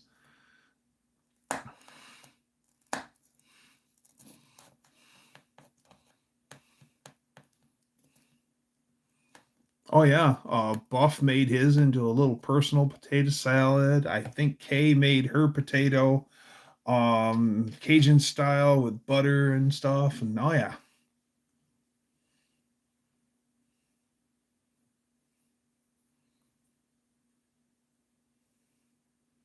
yeah, Yukon Golds are the best. Now, we've got a potato aficionado here. We've got Brother Bear, and he he knows all sorts. He's our potato aficionado, and he's telling me that there's a couple of really great potatoes that I'd love to try from out that way. But yeah, I haven't found anything that matches the Yukon Gold yet. Well, it depends on what you're doing, but like for a baked potato or for whatever, yeah, Yukon Gold. Jumbo russet also works in larger exhausts. Some people I used to hang out with back in the day after right after I got out of high school, they had some problems with some other people and they were going to court over their things. And the day that they were supposed to leave to go to court, and they they go to leave to go to court, and they had an old 9 passenger 80 something Dodge van that was blue and silver, and they go to light up the van, and they back out down the driveway, and they're headed down the road, and all of a sudden, kaboom, and the muffler blew out. And so they're like, well, we got to go to court, so we ain't stopping. So they drove it with a loud exhaust to the courthouse, and then, whatever happened. Well, when they went and took it to the shop to have the exhaust fixed, they found a potato in the tailpipe. And instead of it making the vehicle not drive, it just pressurized the weakest link, the rusty muffler, let loose. True story. We've been by Idaho instant mashed potatoes. They're less work for this cook. Okay. See, I'd much rather just have real mashed potatoes.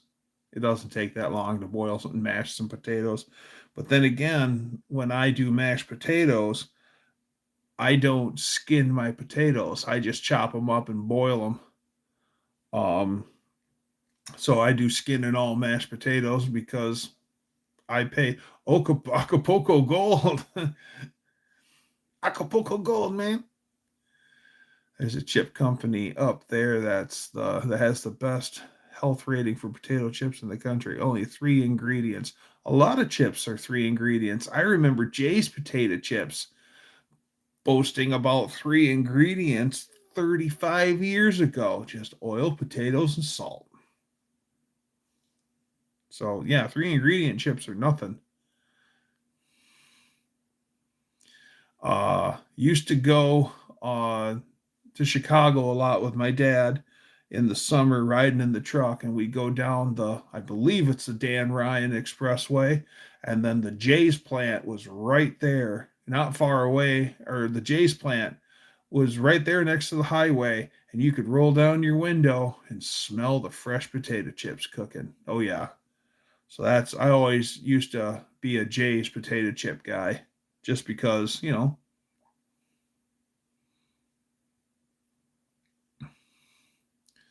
I'll be heading in about 3 hours to make sure to buy more. Make sure you can buy more. Instant mashed potatoes in a box can make good bondo. When you're Scottish Irish, instant isn't going to do it. Yes. A friend of mine was worked on a farm for a while. They were harvesting potatoes, and they were have these dump trucks loaded up with potatoes, and they take it to the plant to process them. And then while they're there, there's this big chute that they're dumping the potatoes into. Well, all of the potatoes don't make it into the chute. So at the end of the day, after dumping multiple loads of potatoes into the chute, it just spills over.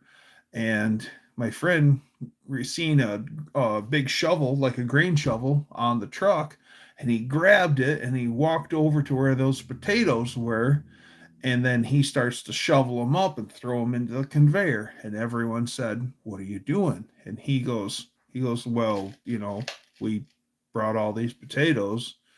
I thought maybe we would, put them in the thing so we get paid for them." And they said, "No, you just leave the potatoes there."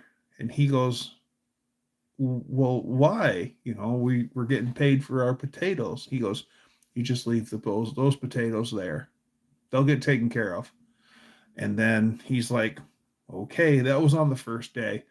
The next day, when they came in from the fields to bring their next load of potatoes in, there wasn't a potato to be found in the around that chute. And the people who needed them the most came and got them in the night. And actually, there's a old biblical thing where they talk about the corners of the fields are for like the widowers, the widows, and the children. So because your equipment, when you go through and take in the harvest, if you had a square plowed field, you could only do a radius and a turn. So those corners you couldn't get anyway. So the less fortunate could have those. And I think the same rule applies. And I thought that was pretty honorable. The people who need it the most can have them. But if you're looking up the actual famous Idaho potato, you have to go to GPOD brand. They're only grown in a very small portion of Idaho. Okay. Barrows, what year did Idaho have a license plate shaped like a potato? Because I'd like to know the year or years of them so I could get my hands on one, just because it's so funny and neat and different. Just like I want an old Tennessee license plate that's shaped like the state of Tennessee, 1948. Thank you. So it's just 1948. It's shaped like an actual potato. Cool. I'll have to try to find me one of those. Yeah, those specific things that are just so neat, like the potato license plate, specific 48, and then they're extremely overpriced if you can find one. I'm not surprised. I'll probably get sticker shock looking one up, but at least I can try. It's difficult to F up a potato. This is true. It can be done, but it's hard to do. Yeah, and I think the state of Tennessee plates are neat. The old guy, Bill, that I used to buy license plate from, he restores a lot of plates. Like this one's restored by Bill. These ones are restored by Bill.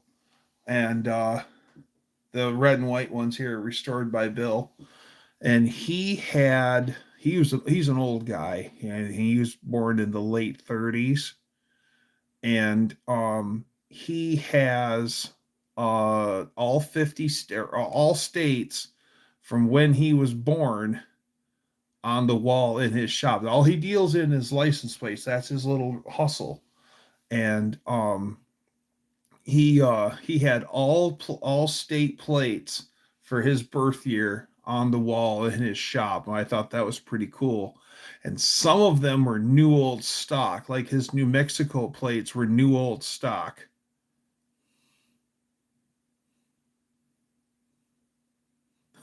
Or take a screwdriver to Martha's Cafe in Blackfoot, Idaho. They have two of them up on their wall. Well, I'm not about to steal. If someone was nice enough to give me one, okay, fine, but I'm not gonna steal. No, no, if I can't get it the right way, I don't need it. I restored a set of 66 plates for my buddy. It took me 2 days. It's not as easy as it sounds. Or just make your own potato plate out of potatoes. Yeah. Yeah. Actually, I was watching Bill do some of this work on these plates. And would you believe that edge of those numbers? He does that by hand. with not any mask or anything like that. Watching him work was amazing. That guy is good at what he does. I got a set of Ohio plates right there. 1917 Ohio. And I got a really cool license plate coming. I won't uh let on what it is until I get it, but it's cool and it's 99 years old. And it's not Michigan. That's all I'm going to tell you. Thank goodness it wasn't Mississippi. So I was thinking, and so what's the equivalent in Canada of Mississippi? It's Masaga. It's just as hard to spell Masaga as it is Mississippi. Mississuaga instead of Mississippi. So I wonder in Canada, when they count off seconds, do they say one Masaga, two Masaga, three Masaga, four Masaga, instead of one Mississippi, two Mississippi, three Mississippi? I spent a day just making plates. Were you in prison for a day? Yep, Masaga.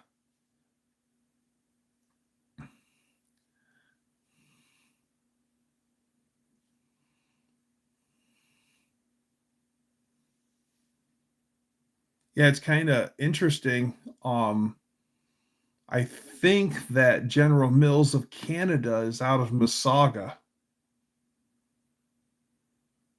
I think it is. Because I did General Mills work at my last job. And then, like I was saying earlier, we had one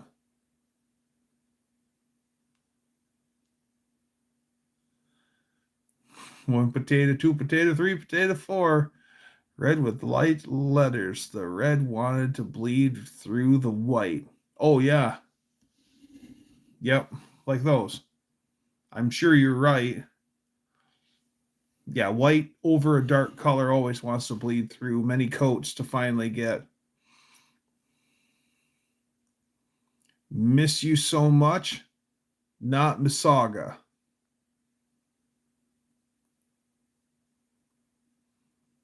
Okay. So I'm saying it wrong.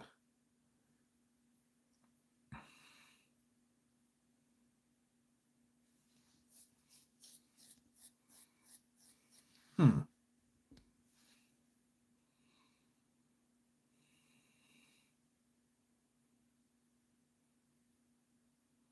Miss you so much. Huh. Okay, I always thought it was just said Masaga. Okay. Miss you so much. Interesting. I learned something today. Thank you.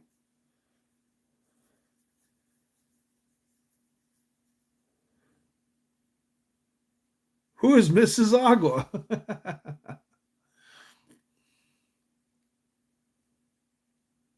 Okay, Miss Saga, like exactly like Mississippi.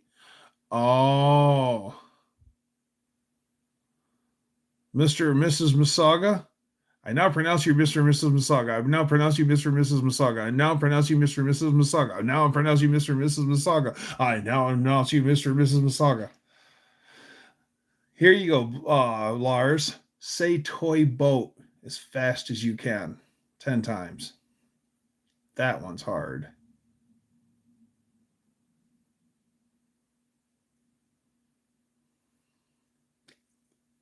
Any way you want, Kev. Any way you want. I like how just a lot of people just call it W sauce.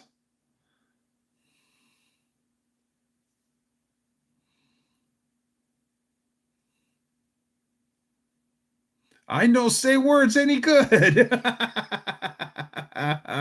Just got an offer to try out a dash cam for free from a random brand. I'm definitely a bit suspicious.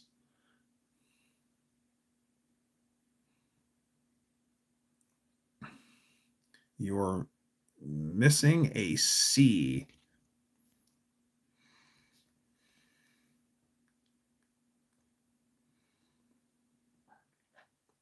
Mr. Mississauga, like Mississippi.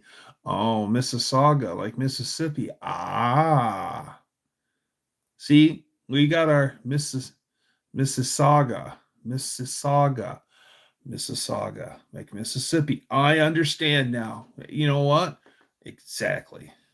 Mississauga. Okay. You know what? We've got our resident Canadian taking care of business. Thank you very much, Mark.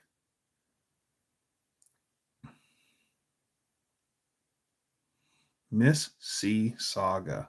Okay. Yeah, my old facility, we packaged bits and bytes, which I know anyone here in the States has no idea what I'm talking about, but I'll bet you I like bits and bytes. I think it's a good snack.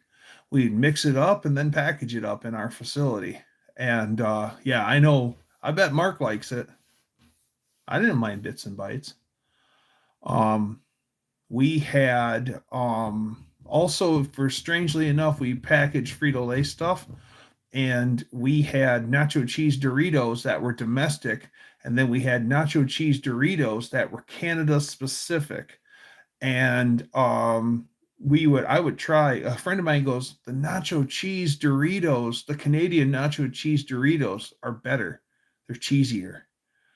And I'm like, really? So one day they were running, and I made sure to go get find a bag of American Doritos. And then I went and found a bag of the Canadian Doritos because they came in two different boxes of bulk product. You had the part number for American and the part number for the Canadian.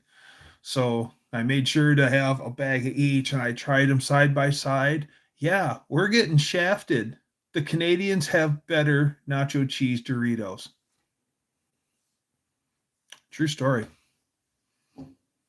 Everything else was the same, like the same Sun Chips, French onion, or garden salsa. Sun Chips that we'd bag up was the same Canadian or American. Everything else was the same stuff. But yeah, nacho cheese. It was cheesier nacho cheese Doritos for Canada.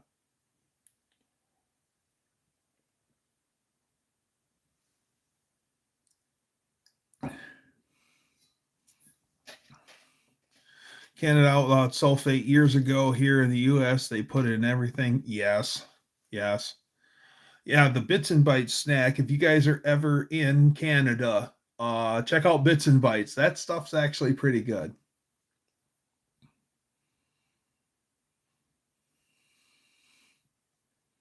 Worcestershire sister sauce. That's got to be pretty close. Yeah, that's one of those things I've heard it called Winchester sauce and all sorts of different stuff. And I laughed the one day that I actually seen Canadian Doritos only have like 6 ingredients, but ours has 30. Exactly. Some guys did a video where the American guy brought McDonald's in the US, and they traded. Yeah, and they met somewhere and compared their meals. Yes, I seen that video. Yes.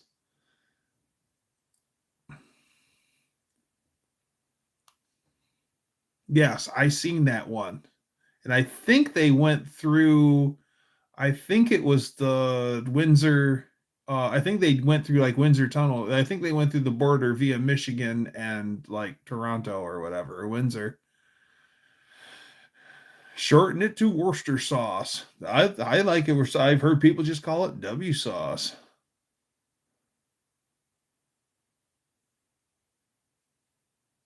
McPoutine burger. Oh, poutine is so good. Canadian Heinz ketchup. Yeah, I think it was the Michigan Canadian border.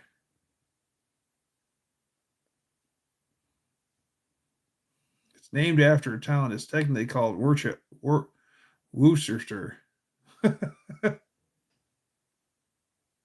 Oh, Worcestershire. Yeah, Worcestershire sauce.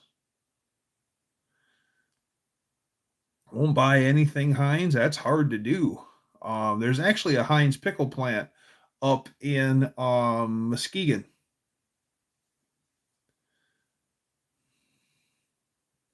I can say that toy boat as fast as I can 10 times.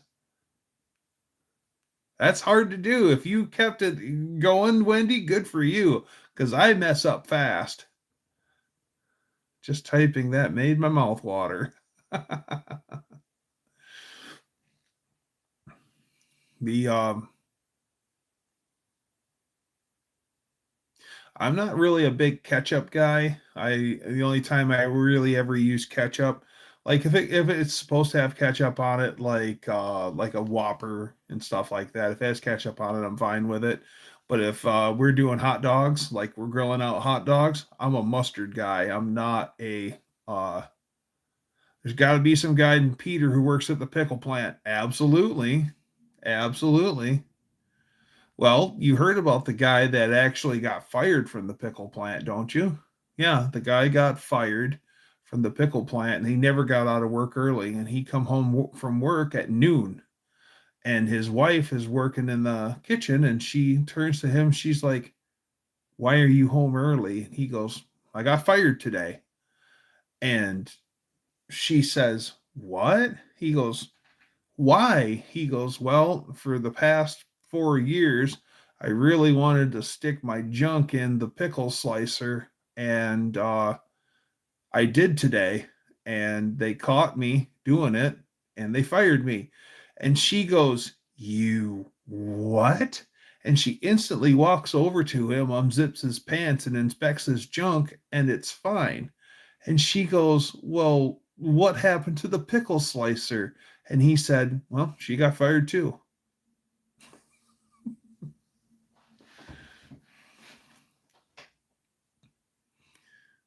Do they have a pickle slicer? She doesn't like it when you stick your finger in the pickle slicer.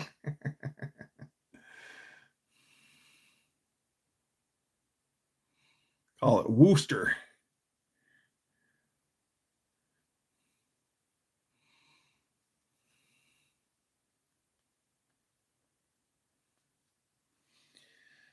Yeah, I'm more of a mustard guy all the way. Very rarely do I use ketchup. The only time I use ketchup is if I make a meatloaf. I'll put ketchup over top of it because that's how it's supposed to be. I actually got a recipe the other day. I actually seen a recipe the other day where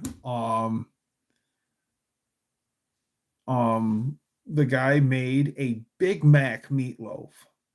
And yeah, it he says it tastes just like Big Mac. He even had his girlfriend try some of it and she said it tastes like a Big Mac. So I think I'll try that. What was that stupid movie where the guy fell into a pickle vat and was pickled for 100 years and came back? I don't know. I don't recognize that one. But I know in Germany that it's not uncommon for them to take an entire hog and pickle that.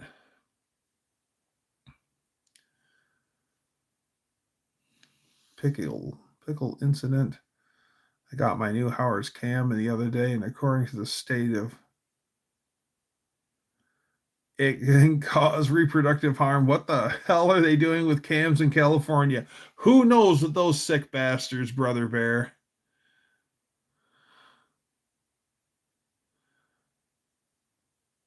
I would have a hard time choosing between ketchup or mustard. I think I might choose mustard. Meatloaf burgers are amazing. Yes, they are. Can't live without ketchup. Yeah, yeah, I don't know. Don't care for the ketchup. I lost my taste for it a long time ago. And but I like all sorts of just regular yellow mustard is good, spicy brown mustard. Yeah, I like good mustard.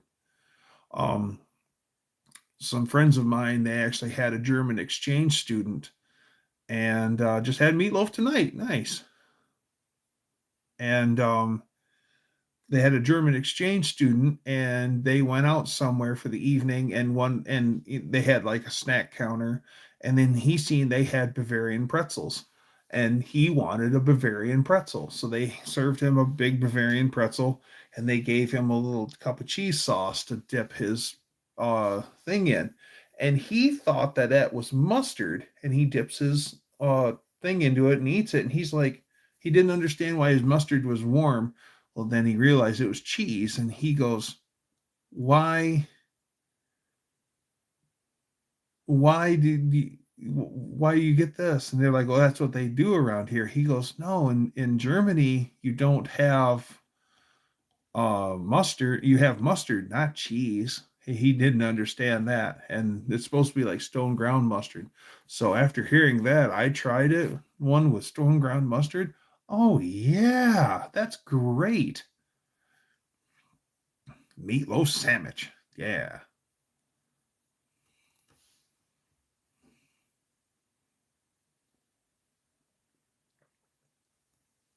Okay, let me see what.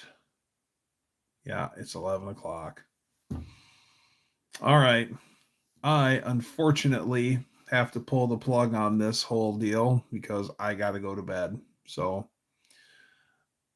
as much fun as I have with you guys, and I appreciate you coming and hanging out with me, it's time to say adieu. So, let's be like the Beach Boys. Let's get together and do it again, shall we?